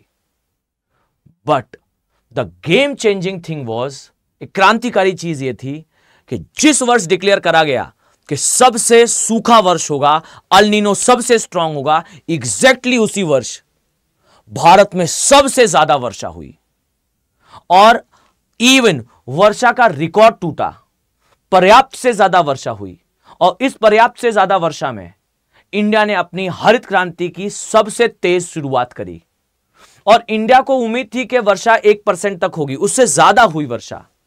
और पूरा वर्ल्ड वॉज शॉक्ड कि डियर अल नीनो के वर्ष में इतनी बड़ी वर्षा, इतनी ज्यादा वर्षा एग्जैक्टली हुई तो हुई कैसे। और यहीं से जन्म होता है एक न्यू डायमेंशन का, and that dimension is called as Indian Ocean dipole, हिंद महासागर का द्विध्रुव। जब इसके बारे में रिसर्च करा गया कि भाई अल नीनो और ला नीना की साइकिल में जब अल नीनो आया तो भारत में ज्यादा बारिश कैसे हो गई, तो इसका परीक्षण करने के लिए नई शोध स्टार्ट हुई और यहीं से शुरू होता है हिंद महासागर का द्विध्रुव। तो याद रखना कि हिंद महासागर के द्विध्रुव की शुरुआत या इसके अध्ययन की शुरुआत 1960-70 से हुई थी। और ये जो है सेकेंड वर्ल्ड वॉर से इसका बैकग्राउंड है। मैं तो केवल आपको एक लिंकेज देने के लिए कि हरित क्रांति कैसे शुरू हुई ये बताया। अगर आप लोग देखना चाहोगे तो I will do that thing also, मतलब आप कमेंट सेक्शन में बताइएगा। मैं आपको पूरा हिंद महासागर के द्विध्रुव कैसे जो है इवॉल्व होता है, और खासकर ये ऑप्शनल के बच्चों को लिखना होता है कि क्या प्रभाव है द्वितीय विश्व युद्ध का भूगोल पर। द्वितीय विश्व युद्ध ने भूगोल को क्या क्या दिया है। हमने जेट स्ट्रीम खोजी विश्व युद्ध से, हमने हिंद महासागर का द्विध्रुव खोजा विश्व युद्ध से, बरमुडा ट्रायंगल की थ्योरी कॉन्स्पिरेसी बनी और खत्म हुई द्वितीय विश्व युद्ध और उसके बाद शीत युद्ध से। सी फ्लोर सेपरेशन, सागर नीतल प्रसरण का सिद्धांत आया ही द्वितीय विश्व युद्ध के कारण था। प्लेट विवर्तनीकरण का सिद्धांत आया ही द्वितीय विश्व युद्ध के कारण था। द्वितीय विश्व युद्ध ना होता तो हैरी हेस जो है सागर के नीतल में वो टेलीग्राफिक लाइन ना बिछा रहे होते, और अगर वो पर्सन टेलीग्राफिक लाइन नहीं बिछाता तो वो ये नहीं बता पाता कि डियर जिस महाद्वीप में आप रह रहे हो उसकी आयु 4,500 मिलियन वर्ष है, लेकिन जिस जमीन पर ये सागर बने हैं उसकी आयु केवल 50 मिलियन वर्ष है। ये पृथ्वी पता नहीं कैसे ठंडी हुई है कि भाई जहां जहां महाद्वीप हैं वहां पृथ्वी की, आप इमेजिन करिए ये पृथ्वी है, इस पृथ्वी में जहां महाद्वीप हैं इसकी आयु 4,500 मिलियन है, और जहां सागर है उस सागर के नीचे की जमीन की आयु केवल 50 मिलियन है। यह बताने वाले हैरी हेस थे, और हैरी हेस ये बता पाए थे क्योंकि द्वितीय विश्व युद्ध के समय, द्वितीय विश्व युद्ध के बेसिकली बाद यूएसए से यूरोप के बीच में एक टेलीग्राफिक लाइन सागर के अंदर बिछाई जा रही थी, और उस समय निकली चट्टानों से पता चला कि एग्जैक्टली ऐसा है। जो ऑप्शन के बच्चे हों वो तो जरूर लिख लीजिएगा कि द्वितीय विश्व युद्ध का क्या प्रभाव था भूगोल में, और जो ऑप्शनल के बच्चे हों वो ये भी याद रखिएगा कि इससे जो है डायरेक्टली हमारा हरित क्रांति रिलेटेड है। अब आप समझ गए कि भाई हरित क्रांति का बैकग्राउंड क्या था, तो यह तय करा गया कि भारत में हरित क्रांति जो है वो करी जाएगी, और जैसे ही यह हरित क्रांति की गई इसका सबसे अच्छा परिणाम हमें पंजाब में दिखा। पंजाब ने अपना क्रॉप प्रोडक्शन जो है सिग्निफिकेंटली इंक्रीज करा था। फाइन, सो पंजाब एक ऐसा क्षेत्र बना जिसने अपना क्रॉप प्रोडक्शन हरित क्रांति के समय कई गुना बढ़ा दिया था। खुश हो?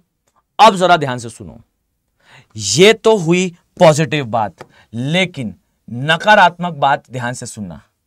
नकारात्मक बात सबसे बड़ी यह थी कि जिस पंजाब ने अपना क्रॉप प्रोडक्शन बढ़ाया, उस पंजाब ने इस क्रॉप प्रोडक्शन को बढ़ाने के लिए बड़े स्तर पर रासायनिक उर्वरक व कीटनाशक इनका जो है वो उपयोग करा, और जब ये उपयोग करा गया तो यहां से एक दुष्प्रभाव की साइकिल शुरू होती है। अब सब लोग ध्यान से सुनिएगा।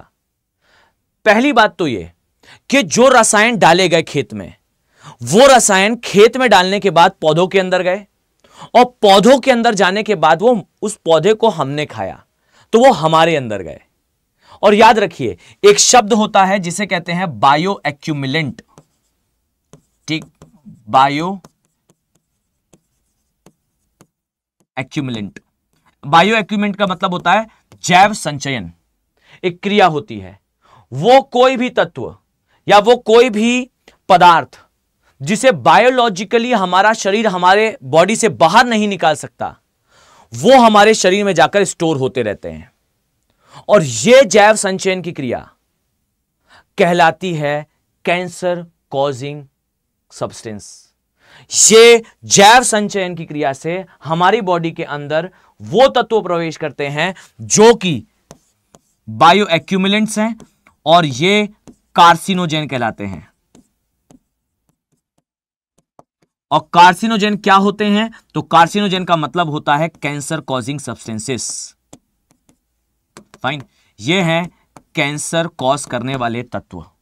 तो ध्यान से सुनो, हमने हरित क्रांति के समय जो रसायन डाले वो रसायन हमारे खेतों में गए, और खेतों में जाने के बाद वो हमारी क्रॉप में आए, और वो क्रॉप फिर मानव ने लगातार खाई, और पंजाब हरियाणा के क्षेत्र में इतने बड़े स्तर पर इसका यूज करा गया कि अंततः ये निकलकर हमारी बॉडी में पहुंचा, और बॉडी में पहुंचने के बाद इसने पंजाब में मास लेवल पर कैंसर कॉज करा, और इंडिया की कैंसर कैपिटल बनी पंजाब। हरित क्रांति के 30 वर्षों के पश्चात ही यह दिखना शुरू हुआ, और आज के समय खासकर 21वीं सदी के शुरुआत के साथ पंजाब में कैंसर के केसेस पीक पर हैं। और 2018 की ही न्यूज में आपको बता रहा हूं दैट 2018 में पंजाब से बेसिकली कैंसर ट्रेन चलाई गई, और ये कैंसर ट्रेन जो है वो राजस्थान के अलवर डिस्ट्रिक्ट तक जा रही थी। अलवर डिस्ट्रिक्ट के लिए लिख लीजिएगा, राजस्थान में अलवर डिस्ट्रिक्ट में कैंसर रिसर्च सेंटर है। फाइन, ये कैंसर ट्रेन तक चलानी पड़ी थी, इतनी भयावह स्थिति थी। और मैं आपको बताऊं तो ये जो कार्सिनोजेंस है ये क्या होते हैं, तो एक सामान्य सी मैं आपको बात बताता हूं। आपने बाई चांस खेत में कुछ डाला, खेत में डालने के बाद वो पौधे में गया, पौधे से वो आपके शरीर में आया, लेकिन जो आपके शरीर में आया, शरीर उसे प्राकृतिक तौर पर आपसे अपने शरीर से बाहर नहीं निकाल सकता, ये स्टोर होता जाता है, ये जैव संचयन है। और बाई चांस मुझे कोई और जानवर खा ले तो मेरे शरीर से निकलकर वो उसके शरीर में चला जाएगा, यह कहलाएगा जैव आवर्धन। ये संचयन है, वो आवर्धन है। संचयन में मैं शाकाहारी चीजें खाकर अपने अंदर उसे स्टोर करता हूं, फिर मुझे जो कोई व्यक्ति खाता है फिर ये उसके अंदर जाता है। और क्रांतिकारी बात सुनिएगा ध्यान से, एकदम कंसंट्रेशन के साथ। मान लीजिए मैं एक व्यक्ति हूं, मैं एक महीने में जो अनाज खाता हूं वो मान लीजिए 10 किलो है। उस 10 किलो अनाज में 10 ग्राम कार्सिनोजेन होगा। ठीक, ध्यान से सुना।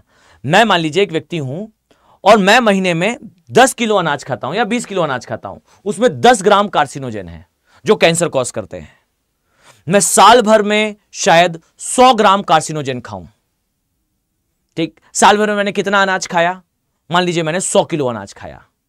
लेकिन बच्चे अब ध्यान से सुनना, मैं मान लीजिए एक मांसाहारी व्यक्ति हूं, मैं मांसाहार का सेवन करता हूं। मैं करता नहीं हूं बिल्कुल, फाइन, मैं एक बात बता दूं, मैं करता बिल्कुल नहीं हूं, मैं बस एग्जांपल दे रहा हूं। मान लीजिए मैं एक मांसाहारी व्यक्ति हूं और मैं कोई जानवर खाता हूं, तो बच्चे ध्यान से सुनिएगा, पहले वो जानवर उस क्रॉप को खाएगा। मान लीजिए मैं जो है एक ऐसा मवेशी खाता हूं जो मवेशी साल भर में, जैसे मैं 40 किलो अनाज या 20 किलो अनाज महीने में खाता हूं, तो साल भर में मैं 250 किलो अनाज खाऊंगा। तो ऐसा ही ये जीव है, ये जीव साल भर में 250 किलो अनाज खाएगा और फिर इस जीव को मैं कट करूंगा, और कट करने के बाद अगर मैं इस जीव को खा लूं तो शायद मैं इस जीव को थोड़ा थोड़ा करके जो है वो 2 हफ्ते में 3 हफ्ते में खत्म करूंगा। राइट, मान लीजिए एक जानवर है, उसे मैंने पूरा खाना है, तो मैं उसे 1 हफ्ते या 2 हफ्ते तक रोज खाऊं तो मैं उसे खत्म कर लूंगा। लेकिन ध्यान से सुनो, जितना कार्सिनोजेन मेरे बॉडी में 1 साल में जाता, उतना कार्सिनोजेन तो केवल और केवल 1 हफ्ते में चला गया उस जानवर को खाने से। अर्थात ये जो क्रिया है ये बायो मैग्निफिकेशन कहलाती है।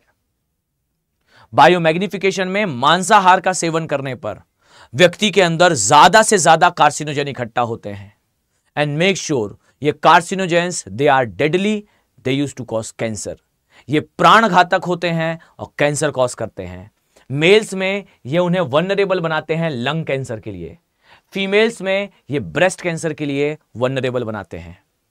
मेल्स में अक्सर जो है लंग कैंसर जल्दी होने लगता है, उसका कारण यही होता है कि कार्सिनोजेंस जो है वो लंग्स में एक्यूमुलेशन कॉज करते हैं, और फीमेल्स में ये ब्रेस्ट कैंसर कॉज करते हैं।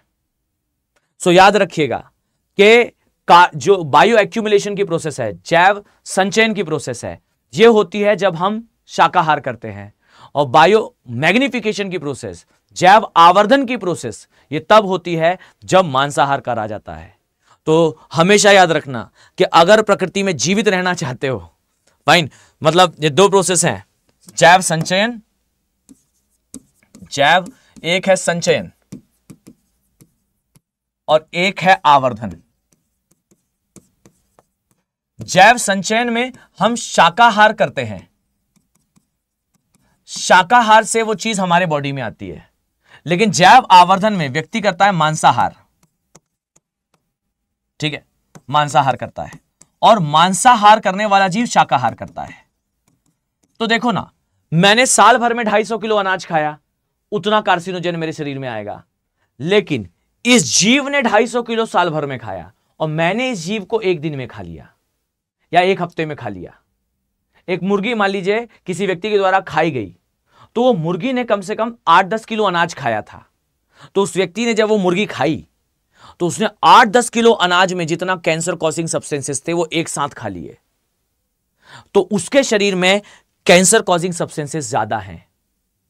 मेक श्योर के एक तो मैं किसी के बारे में नहीं कह रहा, मतलब आपको आपके ऊपर निर्भर करता है, कोई व्यक्ति शाकाहार करना चाहता है या मांसाहार करना चाहता है, वो तो उसके ऊपर निर्भर करता है। मैं तो पर्यावरणीय तरीके से बता रहा हूं कि पर्यावरण ये कहता है कि पहली बात जैव संचयन, जैव आवर्धन है। कैंसर कॉजिंग सब्सटेंसेस, कार्सिनोजेंस आपकी बॉडी में ज्यादा प्रवेश करते हैं जब आप मांसाहार करते हो, और ये एक्सपोनेंशियली ज्यादा पहुंचते हैं। मतलब एक शाकाहार करने वाले व्यक्ति के शरीर में उससे कई गुना कम होंगे जितना एक मांसाहार करने वाले व्यक्ति के शरीर में होंगे, और ये बड़े स्तर पर कॉज करते हैं। पंजाब के एरिया में यह स्थिति थी जैव संचयन की, बड़े स्तर पर जमीन में रसायन डाले गए, और रसायन डालने का परिणाम था कि जो शरीर है उसके अंदर कार्सिनोजन बढ़े। और इसमें एक और डायमेंशन मैं आपको बताता हूं, पंजाब में जो है वो कार्सिनोजन इतने बृहद स्तर पर आपको इसके पहले कभी नहीं दिखे थे। और मैं एक डायमेंशन ही बताना चाह रहा था दैट ये जो जैव संचयन है ना, ये और भी घातक पता है कब हो गया था, जब इसका कॉम्बिनेशन बैठा एक दूसरी प्रोसेस के साथ, और उस प्रोसेस को कहते हैं यूट्रोफिकेशन। Fine, eutrophication. अगर कोई व्यक्ति पंजाब वगैरह से हो, पंजाब हरियाणा से हो, तो जरूर मुझे कमेंट सेक्शन पे बताइएगा। और चलिए पंजाब हरियाणा से नहीं भी हो तो आप उत्तर भारत से तो मुझे सुन रहे हो, आप मुझे हिंदी भाषा में सुन रहे हैं, और मैं दावे के साथ कहता हूं कि अगर कोई व्यक्ति मुझे हिंदी भाषा में सुन रहा है तो इसका मतलब है कि वो उत्तर भारत में कभी ना कभी था या रहा है। आप सभी लोग जरा मुझे बताइए, क्या यह सच नहीं है कि, और नहीं है तो आप लोग पूछ लीजिएगा अपने गांव वगैरह में जाकर कि आप सभी के गांव में एक पुराना मैदान है। आप अपने बुजुर्गों से पूछिएगा, वो जरूर आपसे कहेंगे कि हां आपके गांव में एक पुराना मैदान है। वो पुराना मैदान का नाम पुराना मैदान क्यों है? या फिर एक शब्द होगा जरूर कि वहां एक पुराना तालाब था। ठीक, वो एरिया जो है वो पुराना तालाब का है। पुराना तालाब क्या होता है, या पुराना मैदान क्या होता है? या कई जगहों का नाम बावड़ी रखा गया होगा, तलैया रखा गया होगा, जबकि वहां पर सपाट मैदान है, पर उसे बावड़ी, तलैया, मैदान, पुराना तालाब इस संज्ञा से जाना जाता है, इस नाम से जाना जाता है। आप पूछेगा वो आपको जरूर बताएंगे। और नहीं तो यह जरूर पूछेगा कि गांव में कहीं कोई तालाब था क्या पहले? तो यह तय बात है कि भारत में मानव बस्ती भूगोल यह कहता है कि भारत के ज्यादातर गांव या तो किसी नदी के किनारे बने थे, और अगर वहां नदी नहीं थी तो वो किसी तालाब के किनारे बने थे, और अगर वहां तालाब नहीं था तो व्यक्ति ने खोद कर वहां तालाब बनाया था। द रियलिटी इज कि इंडिया में जो पानी है उसे स्टोर करा गया था, या तो वहां नदी थी और नहीं तो वहां तालाब था, और नहीं तो बनाया गया था। बट जैसे ही हरित क्रांति आई, उसका सबसे बड़ा दुष्प्रभाव यही था कि हरित क्रांति के समय हमने जो रसायन डाले वो खेत में डाले, और खेत में हमने पानी डाला, पानी निकलकर तालाब में गया, और तालाब में हुई एक क्रिया जिसे कहते हैं यूट्रोफिकेशन। इसे कई बार सुपोषण भी कहा जाता है। और इस सुपोषण की क्रिया से पता है क्या हुआ? सुपोषण की क्रिया से वो तत्व जो खेत में पौधा उगाने के लिए उपयोगी थे वो पानी में पहुंचे, और पानी में उसने पौधा उगा दिया, और इतने ज्यादा पौधे उगे पानी के अंदर, तालाब के अंदर, कि अंततः तालाब सड़ने लगा। अब आप अप्राकृतिक रूप से जो तालाब है उसके अंदर रसायन डालोगे तो रसायन डालने पर अतिरिक्त वनस्पति जन्म लेगी, अतिरिक्त वनस्पति जन्म लेगी तो उसे खाने वाले जीव वहां नहीं है, तो वनस्पति सड़ेगी, और सड़ने के बाद काला सिल्ट बनेगी। धीरे धीरे करके आपके जो तालाब थे वो समय के साथ पहले हरे होने लगे, हरे होने के बाद उनमें ऊपर जो है वो पादप आ गए, पूरा का पूरा तालाब जो है हरे पादप से ढक गया, और कुछ समय बाद वो पादप खत्म हो गए। लेकिन खत्म होने के बाद उनकी जो बॉडी सड़ी वो उस तालाब में सिल्ट बनकर जमी। आपने वो क्रिया बंद नहीं करी, लगातार सुपोषण होता रहा, नए पादप बनते रहे, और सड़ सड़कर उस तालाब की तलहटी में जमते गए।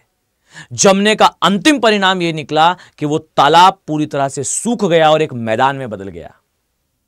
पंजाब में एक बड़ी समस्या और पूरे उत्तर भारत में एक बड़ी समस्या रही कि हमारे गांवों में जो तालाब हुआ करते थे वो तालाब समय के साथ एक मैदान में बदल गए। फाइन। और राजस्थान में यूट्रोफिकेशन की भी एक बड़ी समस्या रही हरित क्रांति से। तो एक हरित क्रांति की समस्या तो यह है कि इसने पंजाब में बड़े स्तर पर कैंसर कॉज करा, और इवन कई रिपोर्ट्स हैं जिनका तो इवन यह तक कहना है कि हरित क्रांति के समय जो रसायन उपयोग करे गए थे, खासकर डीडीटी वगैरह के बारे में कहा जाता है। डीडीटी आप लोग जानते होंगे, थोड़ा सा पढ़ेंगे साइंस एंड टेक तो आप पढ़ लेंगे इसके बारे में। ये एक रसायन होता है, ये खेतों में डाला जाता है कीटनाशक के फॉर्म में।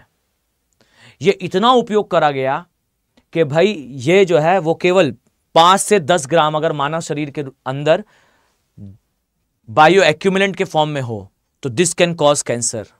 और एक एवरेज इंडियन मेल जिसकी आयु 40 वर्ष से ज्यादा है, उसकी बॉडी में लगभग 70 ग्राम तक डीडीटी हो सकता है, जैव संचयक के रूप में, फाइन, बायो एक्यूमुलेंट के रूप में, not in a raw form. Raw form में होता तुरंत व्यक्ति की मृत्यु हो जाएगी। मतलब ऐसा नहीं है कि किसी ने 40 ग्राम खा लिया हो और जीवित हो, ऐसा नहीं है, पर वो ब्लड में उस फॉर्म में उपस्थित है, कार्सिनोजेन के फॉर्म में उपस्थित है, कैंसर कॉजिंग सब्सटेंस के फॉर्म में उपस्थित है।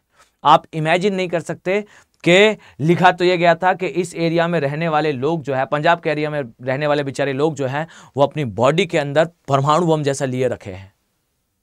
हाँ, लेकिन ये एक बात सच है कि यह अतिशयोक्ति में लिखा गया था। फाइन, ये एक वेस्टर्न मीडिया की रिपोर्ट थी, ये अतिशयोक्ति में लिखी गई थी। इतना नहीं है डीडीटी हमारे इंडियन मेल्स के अंदर जो 40 वर्ष से अधिक उम्र के हैं। फाइन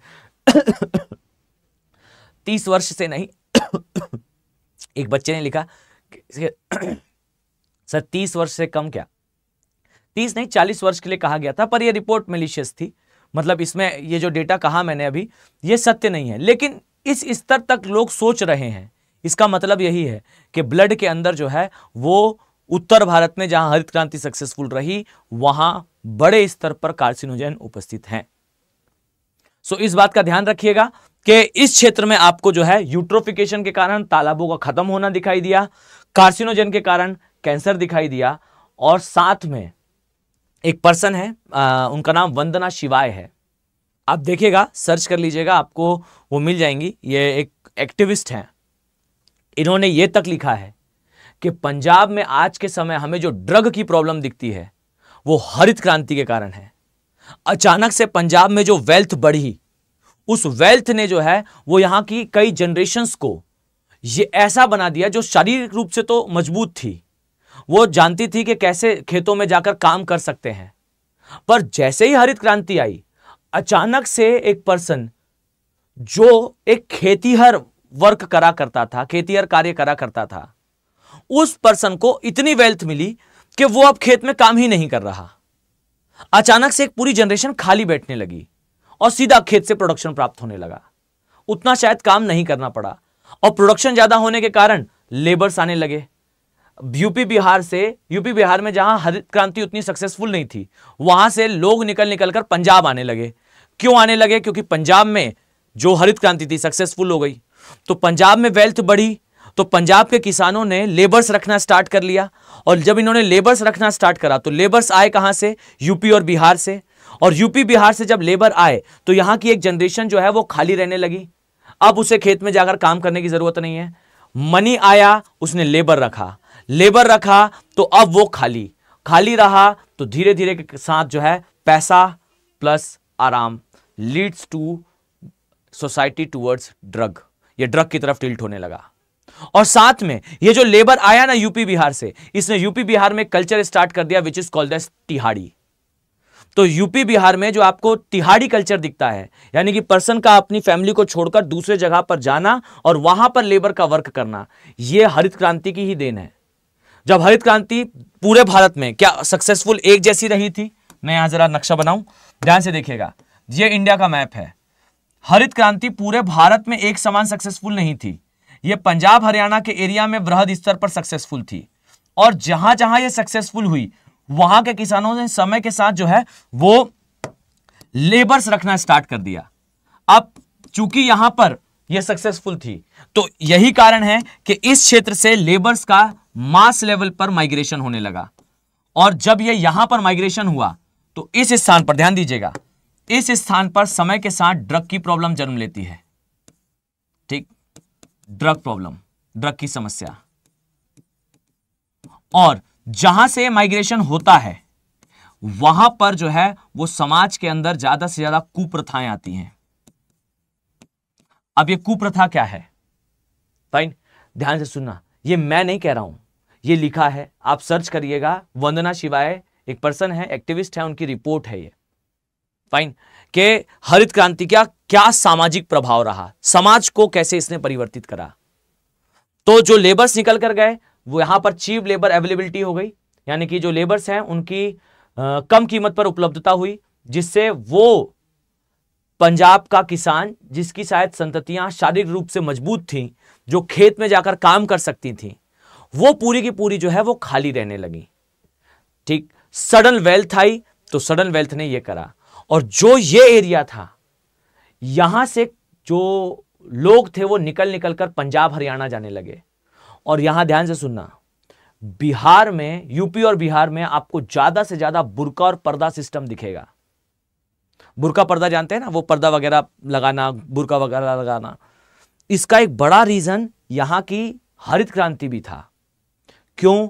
क्योंकि एक शब्द होता है फैमिली न्यूक्लियाई। ठीक, फैमिली न्यूक्लियाई का मतलब होता है परिवार। देश किससे बनता है? समाज से मिलकर बनता है। और समाज किससे बनता है? परिवार से मिलकर बनता है। अगर आपको यह जानना है कि आपका जो परिवार है, आपका जो देश है, वो किस दिशा में जा रहा है, तो देखिए उस आपके परिवार में एग्जैक्टली क्या चल रहा है। जो कंडीशन आपके परिवार में चल रही है वही कंडीशन आज से 20 साल बाद देश में होगी। फाइन, वास्तविकता क्या थी? तो जो फैमिली न्यूक्लियाई थी, परिवार का केंद्र था, आपने, हरित क्रांति ने इस परिवार के केंद्र से पुरुष को निकाल दिया। पुरुष तिहाड़ी कल्चर में जाने लगा। फाइन, और जो तिहाड़ी कल्चर था उसके कारण ये साल भर घर से बाहर रहता था। और जो फैमिली थी, उस फैमिली में जो फीमेल बचती है, मतलब मेल और फीमेल के बाद उनके चिल्ड्रंस। फाइन, मेल के जाने के बाद कभी भी फीमेल फैमिली हेड नहीं बन सकती। एक पितृसत्तात्मक समाज में, एक पेट्रियार्किस्ट सोसाइटी में कभी भी एक महिला परिवार का प्रधान नहीं बन पाती। अपवाद हर जगह होंगे पर सामान्य रूप से नहीं बन पाती। तो परिवार का मुखिया कौन बनेगा? परिवार का मुखिया बनेगा या तो उस परिवार के दादाजी या फिर इसी प्रकार के बुजुर्ग व्यक्ति। जब परिवार का मुखिया एकदम बुजुर्ग व्यक्ति बनेंगे तो दिक्कत पता है क्या होगी कि परिवार के अंदर जो परिवर्तन आने थे, ये जो पुरुष था जिसकी जिम्मेदारी थी कि डियर तुम बाहर अपने शहर में काम करने जाते, अपने गांव में एक एरिया में काम करने जाते, तो वहां तुम देखते, अगर आप लेबर भी थे तो भी आप वहां देखते कि देखिए दुनिया में बदलाव हो रहा है। जो लड़के और लड़कियां हैं सभी साथ में मिलकर काम कर सकते हैं। फाइन, लड़कियों का या महिलाओं का किसी विशेष परिधान को पहनना कोई समस्या नहीं है। अगर कोई महिला पाश्चात्य कपड़े पहने हुए है तो इससे कोई पाप नहीं हो जाता। वो पुरुष अपने आंखों से उसे देखेगा और देखने के बाद वो चीजें लेकर आता है अपनी फैमिली में। सो द थिंग इज के जो पुरुष होता है वो फैमिली न्यूक्लियाई का केंद्र होता है और ये केंद्र समाज में बाहर जाता है और हर शाम को वो अपने साथ सोसाइटी में जो हुआ था उसका चित्र लेकर घर लाता है और उस चित्र को अपने परिवार को दिखाता है। वो अपने परिवार को समाज में हो रहे परिवर्तनों के अनुसार ढालता है और परिवार धीरे धीरे करके मॉडर्नाइज होता जाता है। वो परिवार या वो समाज जिसके अंदर से आप सारे के सारे पुरुषों को निकालकर तिहाड़ी में बाहर भेज दोगे, डियर उस समाज के अंदर ये परिवर्तन नहीं आएंगे। जो बुजुर्ग व्यक्ति है वो बुरे नहीं हैं, पर डियर सॉफ्टवेयर पुराना है। वो परिवार को शायद अपने जमाने की परंपरा से चलाने का प्रयास करेंगे।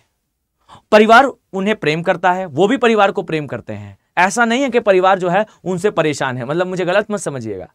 ऐसा नहीं है कि परिवार उनसे परेशान है, लेकिन परिवार चलेगा उसी रूल से जिस रूल से जो है वो दादाजी के समय परिवार चला करता था।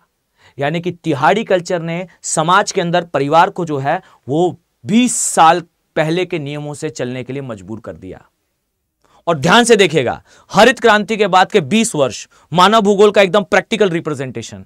फाइन, ये तो जो है एकदम प्रैक्टिकल रिप्रेजेंटेशन है ह्यूमन ज्योग्राफी का। दैट आप पाओगे कि जिस समय भारत में हरित क्रांति सक्सेसफुल हुई और तिहाड़ी कल्चर आया, आप नोटिस कर लीजिएगा कि इसके बाद 1970 से 1980, 85, 90 तक जितने भी परिवार हैं उनमें जन्मे हुए पुरुषों में पहला मेल चाइल्ड शिक्षित नहीं है।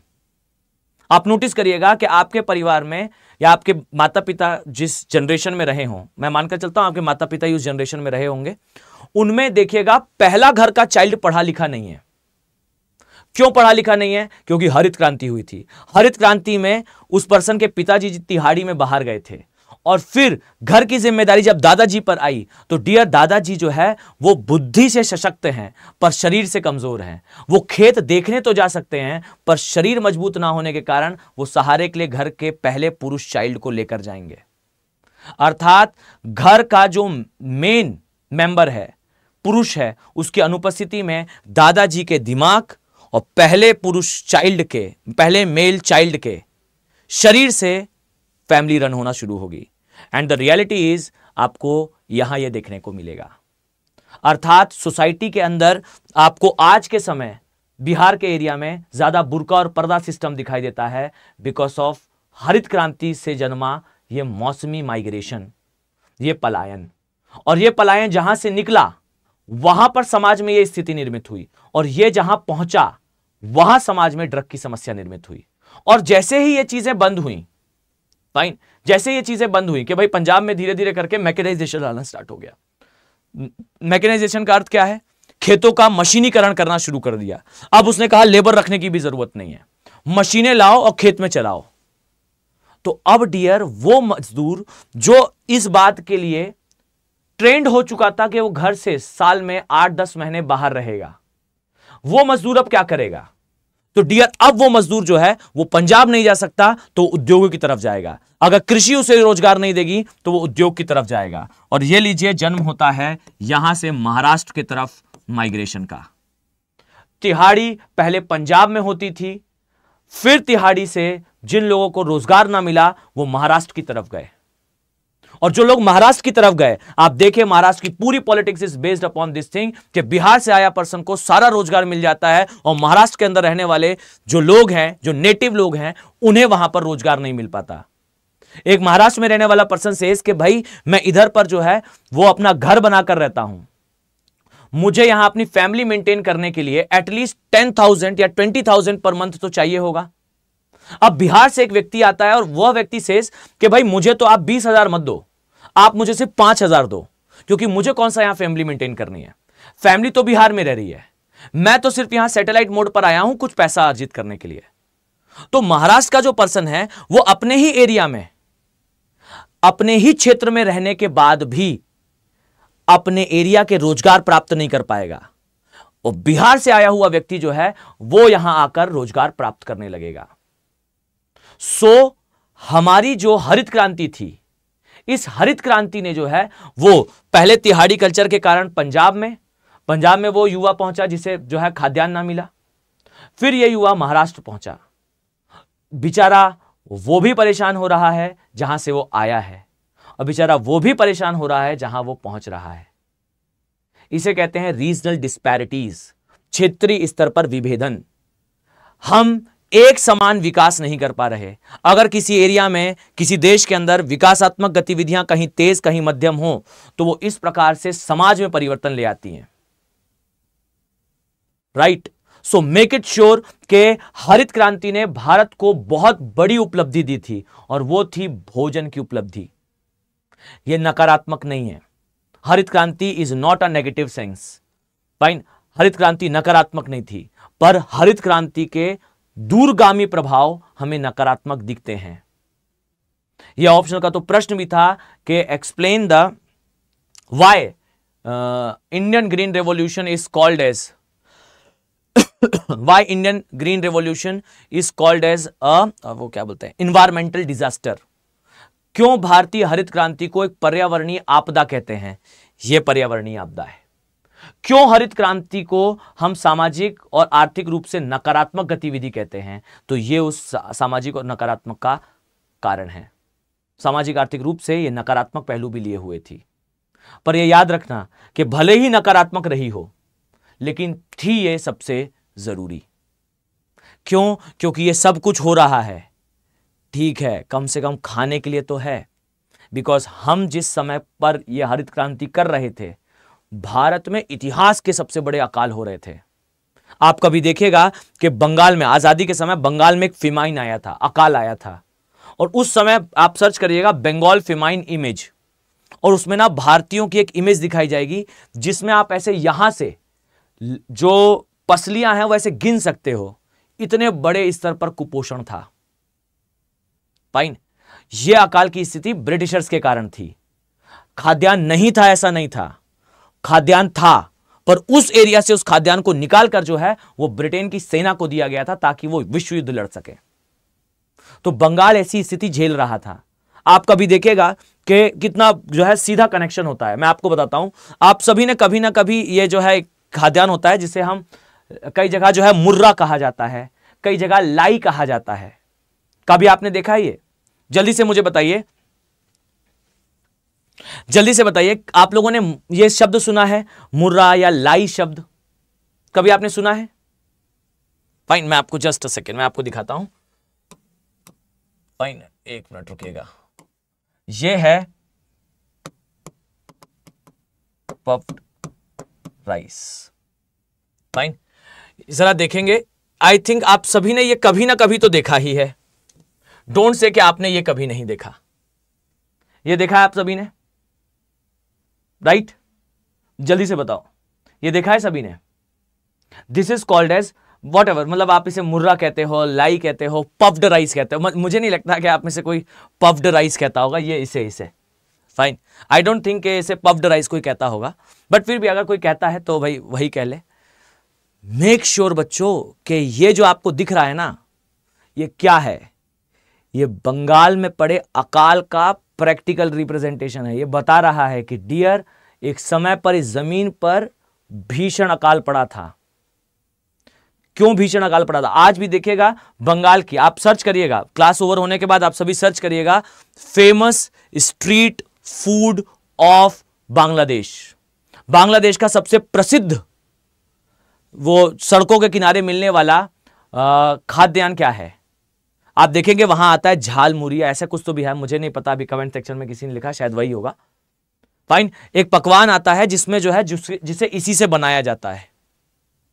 फाइन, ये जो पफ्ड राइस है, ये क्या दिखाता है? ये दिखाता है कि डियर, एक समय पर हम अकाल देख रहे थे। क्यों? क्योंकि पर्सन सेज कि भाई हम गेहूं नहीं उगाएंगे। क्यों? क्योंकि जब गेहूं उगाओ तो उसको पीसने के बाद आप एक मुट्ठी गेहूं से शायद 4 रोटी 3 रोटी बना पाओगे। डियर, इससे पेट नहीं भरता। तो एक मुट्ठी गेहूं मेरा पेट नहीं भर सकता, लेकिन एक मुट्ठी चावल मेरा पेट भर सकता है। इसे पानी में डालो, इसकी कुकिंग की प्रोसेस ऐसी है कि यह बनने के बाद फूल जाता है, और फिर एक मुट्ठी अनाज से मैं अपना पेट भर सकता हूं। एक मुट्ठी चावल मेरा पेट भरने के लिए पर्याप्त है एक टाइम का, लेकिन यह भी पर्याप्त नहीं है। तो अब एक काम करो, इस चावल को लेकर जो है वो कुक करने के बजाय इसे आप फ्राई कीजिए, ड्राई फ्राई कीजिए, एयर फ्राई कीजिए, हॉट फ्राई कीजिए। इसके पश्चात ये चावल और फूल जाएगा। और ये जो ये है मुर्रा है या लाई है, what ever the stuff is called, ये जो पफ्ड राइस है, ये एक मुट्ठी पफ्ड राइस शायद एक टाइम में मेरे परिवार का 2 टाइम का भोजन हो या 1 टाइम का भोजन हो। ये खाद्यान्न दिखाते हैं कि एक समय पर आपने अपने देश में भीषण अकाल देखा था। इस अकाल के समय जो है ये फूड बना। फाइन, सो हमने क्यों हरित क्रांति में चावल को प्रमोट करा था? Why we use to promote rice in that area? आपने सुना है पंजाब के मैदान के बारे में? पंजाब के मैदान के बारे में बताया जाता है कि यहां पर, आपने गानों में जरूर सुना होगा, मक्के की रोटी सरसों का साग। Fine, where is makka, where is sarson? कहां गया पंजाब के मैदान से मक्का और सरसों? हरित क्रांति ने पंजाब के मैदान से मक्के और सरसों को पूरी तरह से डिस्प्लेस कर दिया। फाइन, और यहां से डिस्प्लेस करने के बाद यहां लेकर आया गया गेहूं और चावल। और चावल मेन इंग्रेडिएंट रखा गया गेहूं के साथ। उसका रीजन था कि डियर, इससे आप भारतीयों का पेट भर सकते हो। चावल is a great ingredient for food security. आप देखिएगा, अपने माता पिता से पूछ लीजिएगा कि साल भर में आपको गेहूं कितना लगता है और चावल कितना लगता है। एक परिवार अगर महीने भर में, मान लीजिए महीने भर में अगर एक परिवार जो है वो 40 किलो या 50 किलो गेहूं खाता है, तो वो परिवार बमुश्किल 10 या 15 किलो गेहूं चावल खाता होगा। कारण सिंपल सा है, कम चावल में भी आप अपना पेट भर सकते हो। हरित क्रांति के समय हमने चावल को इसलिए भी प्रमोट करा था ताकि ये कम प्रोडक्शन में भी हमें फूड सिक्योरिटी दे दे। समझ पा रहे हैं? और इसका और भी प्रैक्टिकल रिप्रेजेंटेशन ये है कि हमने हरित क्रांति में एक लाइन कही जाती है दैट हमने हरित क्रांति में जो है वो खाद्यान्न सुरक्षा प्राप्त कर ली, पोषण सुरक्षा नहीं। क्योंकि चावल है तो बढ़िया पेट भरने के लिए, पर एक बहुत समस्या वाली बात है दैट ये पेट तो भर देगा पर पोषण पूरा नहीं देगा। और इसीलिए फिर अगली हरित क्रांति जब हमने करी तो हमने उस समय कहा कि दालों का उपयोग करो। और आप जरा ध्यान से देखना, आपके घर में सबसे ज्यादा लगता है गेहूं, उससे कम लगता है चावल और उससे भी कम लगती है दाल। लेकिन पोषण में सबसे ज्यादा पोषक तत्व हैं दाल में, उससे कम गेहूं में और फिर चावल में। Protein deficient diet. हमारी जो मील है ना, एक सामान्य भारतीय की जो एक मील है उसमें प्रोटीन की कमी होती है। पर अब इसके बारे में चर्चा फिर मैं बाद में किसी चैप्टर में करूंगा, जब मैं आपको बताऊंगा कि क्या है अल नीनो और ला नीना का भारतीयों में ओबेसिटी से संबंध। भारतीयों में आपको बहुत जल्दी मोटापा दिखेगा। आप कभी देखिएगा कि अक्सर भारतीय, कभी आप इमेज देखोगे तो भारतीयों की इमेज दिखाई जाती है जो बहुत ज्यादा हेल्दी हो। थोड़ा सा अगर बुरा ना माने तो थोड़ा मोटा दिखाया जाता है भारतीयों को। क्यों? या तो एकदम कुपोषण दिखाएंगे और नहीं तो एकदम मोटा दिखाएंगे, ओबेसिटी दिखाएंगे। इसका कनेक्शन है अल नीनो ला नीना के साथ। भारत में लगातार ऐसा होता है कि एक वर्ष कम वर्षा, एक वर्ष ज्यादा वर्षा, एक वर्ष कम वर्षा, एक वर्ष ज्यादा वर्षा। तो भारतीयों में ना इम्यूनिटी ऐसी हो चुकी है कि भाई हमने बीते वर्षों में इतने अल नीनो ला नीना के चक्र देखे हमारे पूर्वजों ने, कि उनकी बॉडी इस अनुसार इवॉल्व हो गई कि जब खाना मिल रहा हो खाओ और ज्यादा से ज्यादा खाने को अपने बॉडी में फैट के रूप में स्टोर करो। क्योंकि इस वर्ष बारिश हुई है तो खाद्यान्न मिल रहा है, अगले वर्ष बारिश नहीं होगी तो खाद्यान्न नहीं मिलेगा। फाइन। अल नीनो ला नीना के चक्र ने भारतीयों में या भारतीय उपमहाद्वीप में ओबेसिटी की प्रॉब्लम को जन्म दिया। ये सब कुछ क्लाइमेटोलॉजी जो है वो इन सारी चीजों से कनेक्टेड है। डन? क्लियर? सो इस बात का ध्यान रखिएगा कि पंजाब के मैदान से रिलेटेड ये भी एक डायमेंशन है। क्लियर? अब एक लास्ट चीज बचती है जिसके बारे में मैं आपसे कल भी चर्चा करूंगा, दैट ये है हमारा पंजाब का मैदान। ध्यान से सुनिएगा, अभी खत्म नहीं हुआ है। ये है हमारा पंजाब का मैदान और ये याद रखो कि पंजाब के मैदान की एक समस्या आपको यह दिखाई देगी। ध्यान से देखना, पंजाब के मैदान की एक समस्या आपको उत्तर से दिखाई देगी। इसे कहा जाता है, यहां ऊपर है शिवालिक का एरिया, शिवालिक क्षेत्र। और शिवालिक क्षेत्र से बच्चों कुछ नदियां आती हैं बारिश के समय। जब वर्षा होती है तो वर्षा के समय जो है शिवालिक के क्षेत्र से कुछ मौसमी नदियां जन्म लेती हैं। अचानक से शिवालिक में बारिश हुई, मतलब पूरे भारत में बारिश हुई, शिवालिक में बारिश हुई। बारिश होने के बाद यहां से जो बारिश का पानी है वो मौसमी धाराओं के रूप में आता है। और ये जो मौसमी धाराएं हैं ना, साल भर नहीं बहती, मात्र एक वर्ष में 2 या 3 महीने बहेंगी। ये मौसमी नदियां जो है वो कहलाती हैं मौसमी नदियां। ये कहलाती हैं छोस, CHOS, छोस। ठीक, ये जो छोस है ना बच्चों, ये है एक मौसमी नदी। आपने कभी किसी ग्राउंड में बारिश होते हुए देखी है?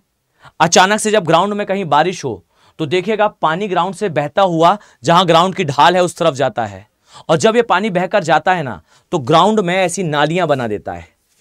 बस यही नालियां, यही गर्त, यही रवाइंस इस क्षेत्र में बने हैं और इसके कारण शिवालिक से सटा हुआ पंजाब का जो मैदान है यह बीहड़ में बदलता जा रहा है। और बीहड़ क्या है? तो बीहड़, ये देखिए, एक सिंपल वर्ड में अगर मैं कहूं तो ये होता है बीहड़। ये एक सतह है, यहां पर पानी बहा तो ये अपर्दन हो गया, फिर ये और गहरा हो गया, फिर ये और गहरा हो गया और फिर ये हट ही गया यहां से। फाइन, इसे कहा जाता है बैडलैंड टोपोग्राफी, उत्खाद भूमि या बैडलैंड टोपोग्राफी। बैडलैंड टोपोग्राफी का मतलब है, ये देखिए, ये मौसमी नदी ने पहले रिल अपर्दन करा, फिर इसे और गहरा कर दिया तो रवाइन हो गया, फिर और गहरा कर दिया तो गली हो गया, फिर और कर दिया तो ये हो गया शीट अपर्दन, पृष्ठ अपर्दन। ये हिंदी इंग्लिश में एक जैसे है। सो याद रखिए, इसे कहा जाता है बैडलैंड टोपोग्राफी।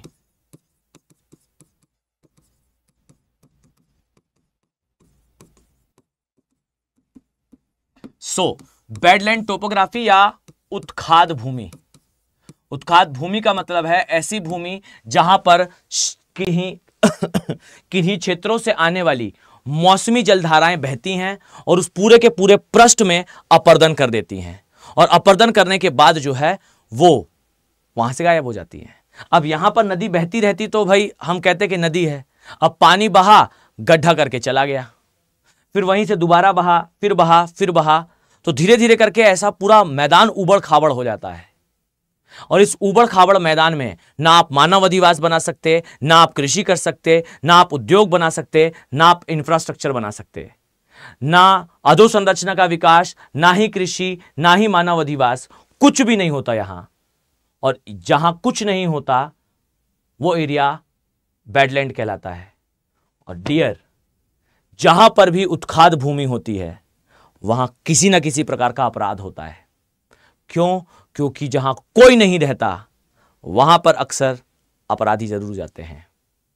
आपको सबसे बड़ा बीहड़ प्रदेश दिखेगा चंबल।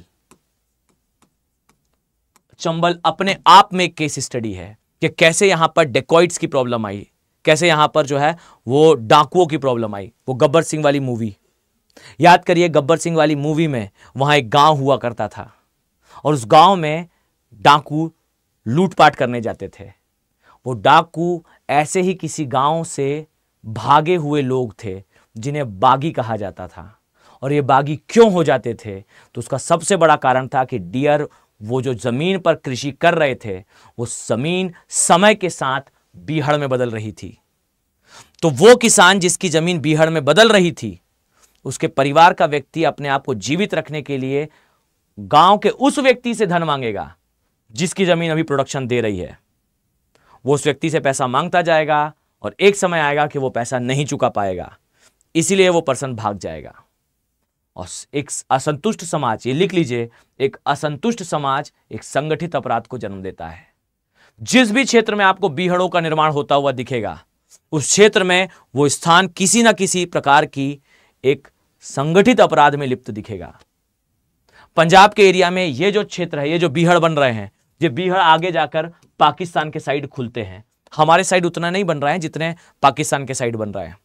हमारे साइड उतना नहीं है, मैं पहले बता दूं, हमारी तरफ उतने बीहड़ नहीं बन रहा है जितने पाकिस्तान के साइड बन रहा है। पर ये बीहड़ आपस में कनेक्ट हो रहे हैं और इसी से ISI, पाकिस्तान की खुफिया एजेंसी, भारत में ड्रग पैडलिंग कराती है। ड्रग पैडलिंग का मतलब है ड्रग की तस्करी। देखिए, मैंने एक ही चीज को कितने सारी बातों से कनेक्ट कर दिया। आंतरिक सुरक्षा, हमारा इन्वायरमेंट, हमारी सोसाइटी, ये सब कुछ इर्द गिर्द घूमता है ज्योग्राफी के। दिस इज कॉल्ड भूगोल। फाइन। तो पंजाब के प्रॉब्लम, एक तो प्रॉब्लम है यहां की मृदा लवणीय होती जा रही है, दूसरी प्रॉब्लम है शिवालिक क्षेत्र से आने वाली मौसमी नदियां जिसे छोस कहते हैं, और कल की क्लास में मैं बता ही चुका हूं कि नीचे से यहां पर बढ़ रहा है ध्रियान। फाइन। और ध्रियान का अर्थ क्या है? शिफ्टिंग सैंड ड्यून्स, वो रेत के टीले जो लगातार पंजाब के साइड ऐसे बढ़ते हैं। तो पंजाब का मैदान नीचे से मरुस्थलीकरण का, ऊपर से बीहड़ का, और बीच में जहां कृषि है वहां पर लवणीय मृदा की समस्या से जूझ रहा है। यूपीएससी में से लिख दीजिए, मैं लिख कर देता हूं, एग्जामिनर खुश हो जाएगा। जस्ट गो एंड चेक कि आपको ये सारी चीजें एक स्थान पर एक किताब में लिखी नहीं मिलेंगी। औसत विद्यार्थी से नहीं लिखेगा, आप एक्स्ट्रा ऑर्डिनरी बन सकते हो। फाइन। और ये तो सिर्फ थोड़ा है, मैं आपको लिटरल बताऊं तो अगर आप तैयारी करते हो ऑप्शनल के साथ तो मैं इसमें और भी गहराई पर जाऊंगा। आप देखोगे कि इससे सोशो इकोनॉमिक इंपैक्ट एक पूरी साइकिल है। फाइन। ये पूरी साइकिल हम ज्योग्राफी ऑप्शनल में देखते हैं। आप चाहते हैं तो आप अगर इस सब्जेक्ट को यहां तक सुन रहे हो तो मैं मान कर चल रहा हूं कि आप सभी को इस सब्जेक्ट में इंटरेस्ट आता है, then please go with the subject. आपके पास ऑप्शन अवेलेबल है, आप मेरे साथ geography as a optional subject पढ़ सकते हैं। फाइन। अभी याद रखना 28 तारीख तक, सभी लोग ध्यान दीजिए, 28 ऑफ फेब तक अगर आप इसको एनरोल करते हो इस माह की 28 तारीख तक, तो आपको इसमें स्पेशल डिस्काउंट दिखेगा। लर्निंग फेस्ट के तहत इसमें सेल चल रही है। और एक बात सुनिएगा ध्यान से, मैं आपको स्पष्ट कर दूं कि इन बैचेस में आने के बाद आप जो है वो हमारी रिस्पॉन्सिबिलिटी होंगे, आप मेरी रिस्पॉन्सिबिलिटी होंगे कि आपको कैसे भूगोल की तरफ आगे लेकर जाना है। इस टेंशन से बाहर आ जाएं कि मैं इसमें अंक ला पाऊंगा या नहीं, मैं सिलेक्शन पा पाऊंगा या नहीं। This will be a surety कि आपको इस सब्जेक्ट का एक बेहतर फायदा मिलेगा। फाइन। गोल्डन सब्जेक्ट है, बस प्रिपेयर करें इसके साथ। सही दिशा की जरूरत होती है, सही कोच की आवश्यकता होती है। तो ये जो थिंग है, ये जो ऑप्शनल है, ये आपकी पूरी जर्नी बदलेगा। आए तो एक बार ट्राई करके देखो। यहां पर डिस्क्रिप्शन में लिंक दिया हुआ है, just go and check. Demo videos हैं, बहुत सारे अवेलेबल हैं, रैंडमली उठाओ और कोई भी 1-2 क्लास देख लो, you will feel the difference. Fine. और अगर फुल फ्लैश तैयारी करना चाहते हो, यानी कि पूरा यूपीएससी की तैयारी प्रीलिम से लेकर इंटरव्यू तक की, तो संपूर्ण बैचेस अवेलेबल हैं। फाइन। इसमें प्रीलिम से लेकर इंटरव्यू तक की तैयारी होगी, साथ में आपका जो प्री का रेसिडेंशियल प्रोग्राम है वो प्रोवाइड करा जाएगा, मेंस का रेसिडेंशियल प्रोग्राम प्रोवाइड करा जाएगा, 18 किताबों का सेट होगा और 1-to-1 मेंटरशिप, सब कुछ एक्सक्लूसिवली। फाइन। और इस बात का यार विशेष ध्यान रखना कि आप लोग क्यों भूल जाते हो to use that code. Make sure कि इस कोड का जरूर यूज करो जब भी आप एनरोल करें, that is AK live code. Fine. इस AK लाइव कोड के साथ एनरोल करिएगा, आपको इस कोड के साथ ही मैक्सिमम डिस्काउंट मिलेगा। Just apply that code AK live. Okay, चलो मैं मानकर चलता हूं कि आपको यह सेशन इंटरेस्टिंग लगा होगा, समझ में आया होगा, इससे आपका नॉलेज बढ़ा होगा। जाने से पहले याद रखना कि आप अपना कमेंट जरूर लीव करके जाओ कि क्लास आपको कैसी लगी। ध्यान से अपना कमेंट लीव करिएगा, ठीक है। I am waiting for your comments as well. चलिए, thank you, have a nice day. Thank you बच्चों।